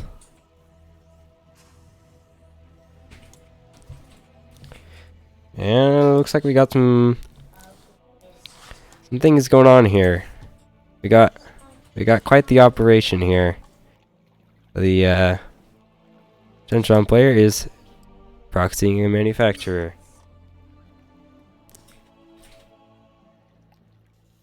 And Sparkle Hands is just building his barracks in his own base. And it'll be interesting to see how this goes. Reapers aren't particularly well matched if they have to stand and fight against the Spitfire. So we'll see how this goes.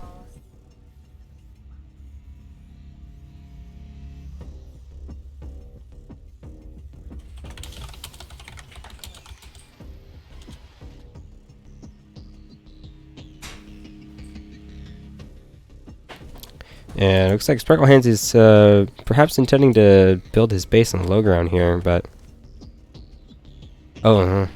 and Life for Ire is sending a worker into Sparkle Hands' base. So he might detect that something kind of fishy is going on here, but it could also just be that it's like any other 17 scout or the like. Does kill the mule. But I don't think Sparkle Hands has any idea about this proxy. His Reaper is gonna see it, of course. Well, actually, I don't know. He's gonna know something's fishy. Something fishy is going on. But with one manufacturer here, he's gonna have to think a little bit harder about it. I mean, not seeing expansion is probably a pretty good tell. And also a missing gas, perhaps. If he sees no gas, then he'll know for sure it's a proxy. Oh, the Reaper barely gets away. Oh my goodness, and I wasn't paying attention. The Spitfires are already at the main. Oh, what was that? Okay, so he's trying to build a bunker, and he needs to repair this supply depot so that the SCVs, or the Spitfires, can't get in. So he repairs the supply depot, gets quite a bit more lifetime on it. He needs to hold out for this bunker here. He's got the Reaper and the 2 Marines, and if that bunker finishes, I think he can be safe. Oh no, but he's losing the units. He doesn't have anything to load the bunker with anymore. Oh no, this is absolutely tragic for Sparkle Hands. The bunker does finish, and he does have 1 Marine over here, but he's just losing everything in the process.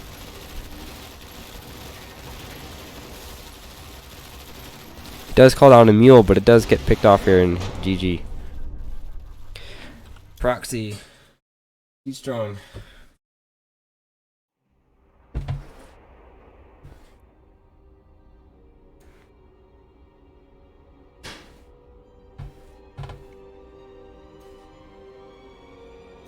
And now my life air is up 2-0. So Sparkle Hand still has a chance, but he'll have to fight for it.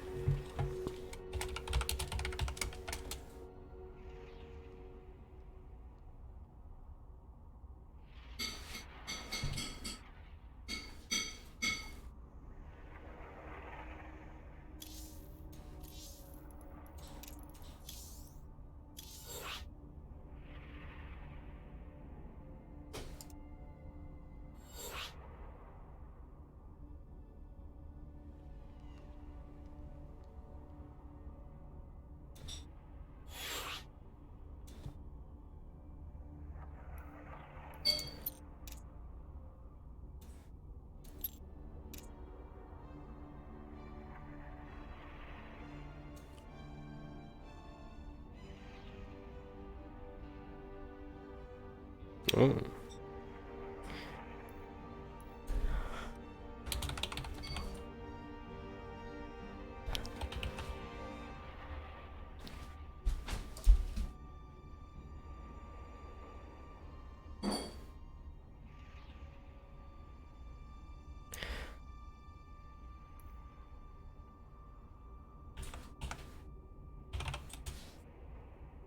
Alright, looks like we're ready to go.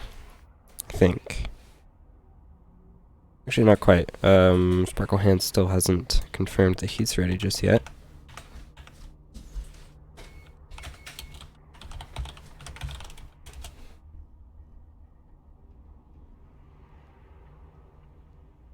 Okay, now we're ready. It's pink. Pink.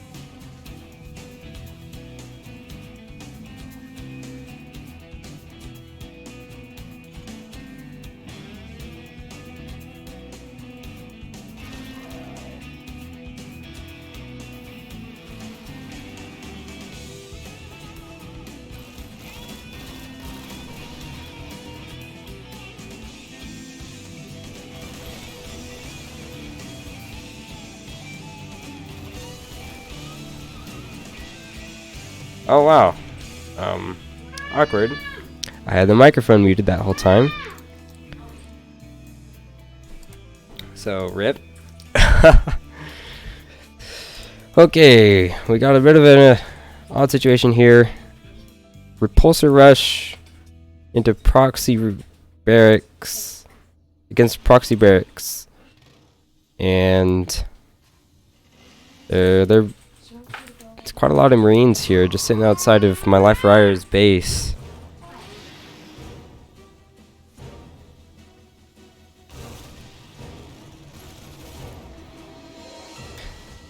Life Rider does have a few Spitfires, but he really doesn't have enough to really break out here. He needs to... I don't know what his options are. He lost so many workers pushing back the Marines. He is taking up to a fabricator here, but it's quite late.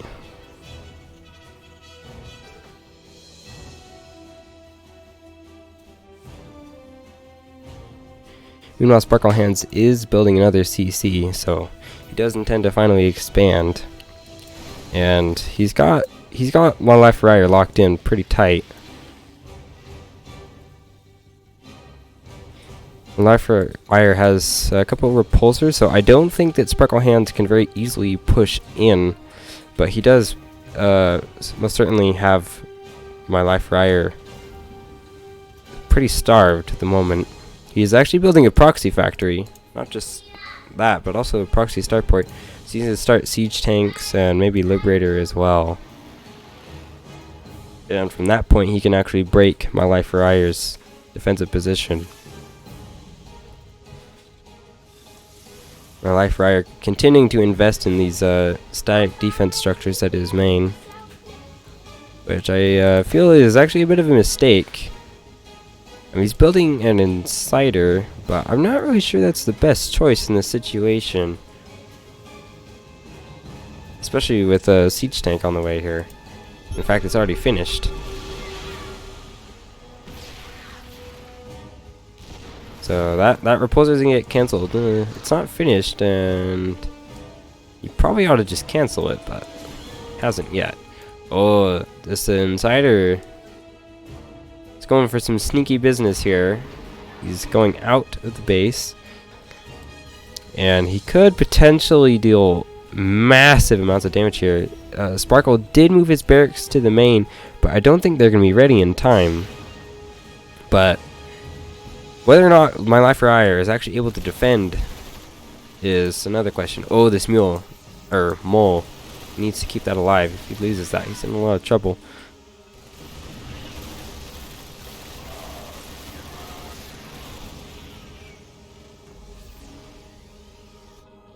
Oh goodness. Oh, the repulsor, it's preventing Sparkle Hands from actually landing. And this Insider's in the worker line, so he can deal absolutely massive amounts of damage here. He does surround the Insider, but it gets out. Oh my goodness, so many dead workers. So now he's actually kind of almost evened it up, but at the same time, there's quite a lot of Marines over here. And Smole is putting in a lot of work. So I don't know, maybe my Life Rider has a chance here. He's killed quite a lot of these Marines with that mole and these Spitfires. He just doesn't have anything to get the medevac, so he has a vision advantage. I'm not sure where the Insider went, but though I do believe that it died. Yeah, he has no Insiders at the moment, though he is producing a new one.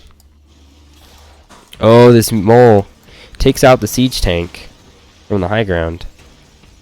And another Insider, and it looks like he's intending to do the same thing there.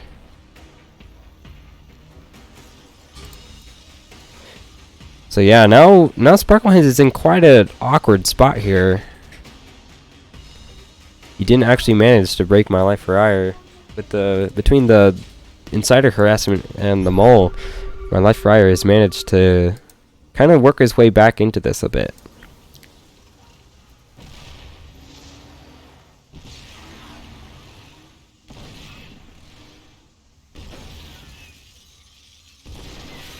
Bobby just watched it. Oh, he's gotta be careful.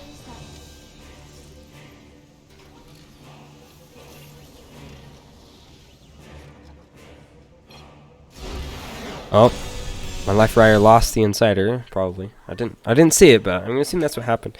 And when that happened, he realized he really couldn't work his way back into that game.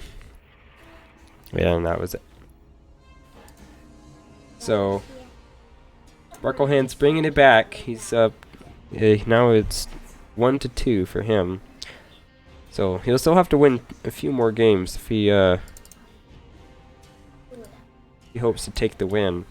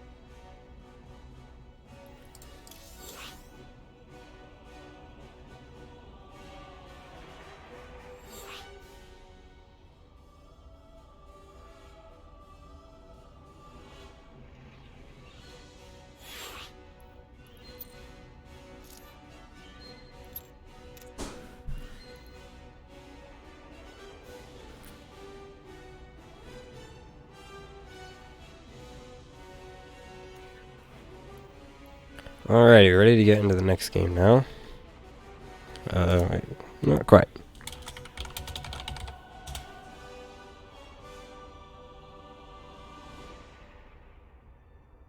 Okay, now we're ready.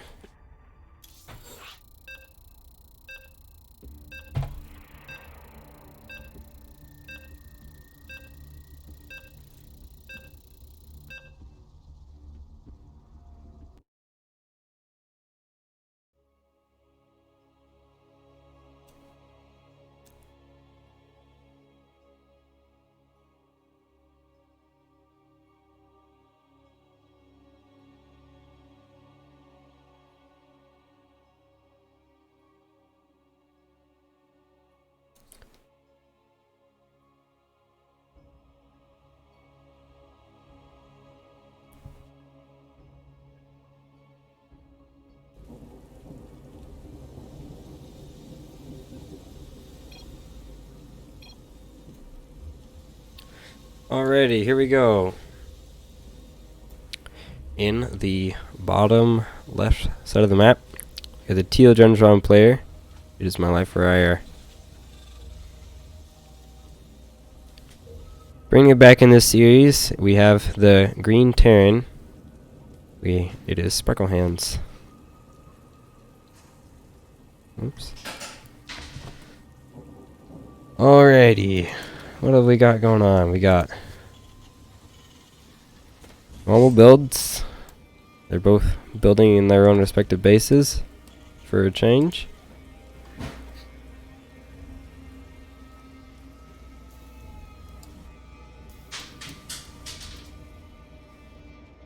Life Rider going for a scout. He probably wants to make sure that there's no proxy business going on this time around.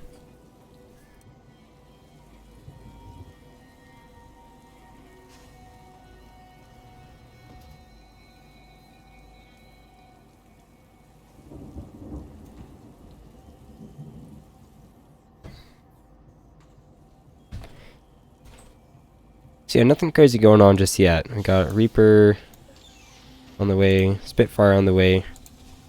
No gas on the way yet from Life Rider actually. He's got 2 manufacturers. So he's not going for completely normal build here.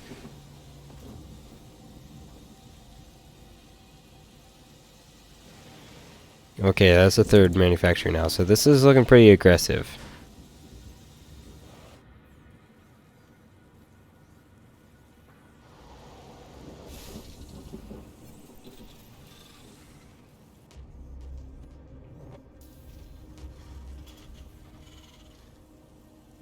So with that in mind, looks like my Friar could be okay. So he meets the Reaper on the map here. I'd say that this expansion here is in jeopardy here because the Reaper alone will not be able to really be able to prevent that Spitfire from killing that SCV. So he may as well have pulled it off, but he's going to lose that SCV and the command center will be paused. He's building a bunker, but oh no, he didn't raise the wall, so the Spitfire gets in. And he only just barely started production on his reactor barracks. So it looks like he will be able to kill this Spitfire here, and also the mule. Though he does need to get this expansion back in progress. He hasn't sent a worker to continue it just yet. Yeah, where was it?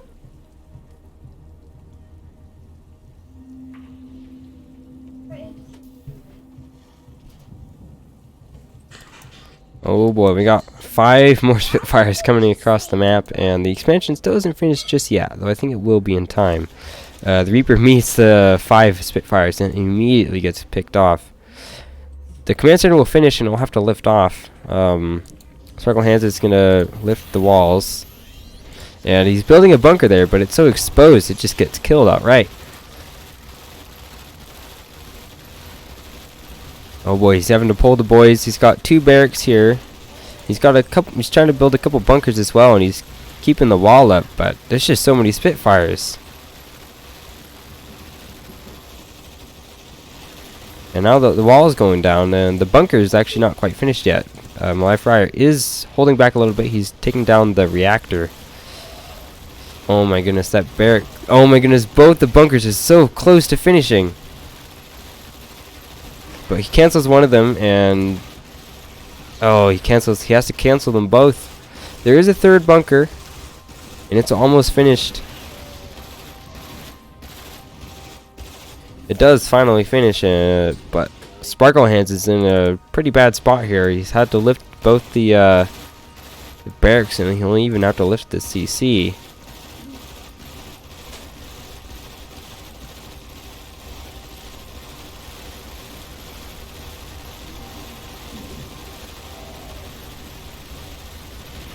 Oh my goodness, absolutely tragic. He loses the CC. All he's got is this. Yep, that's GG. Life Friar takes the series 3-1. And that will conclude the tournament. My Life Friar is now a 2-time winner, if I recall correctly.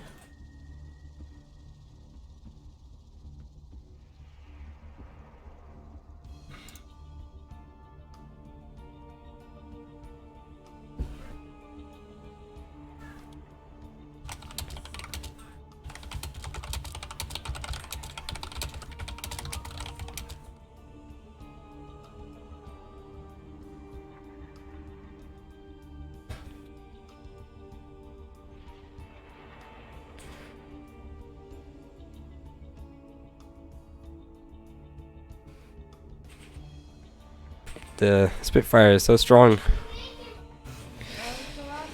The 3 manufacturer opening claims the victory. So yeah, that'll be my Life Friar's 2nd win, I believe.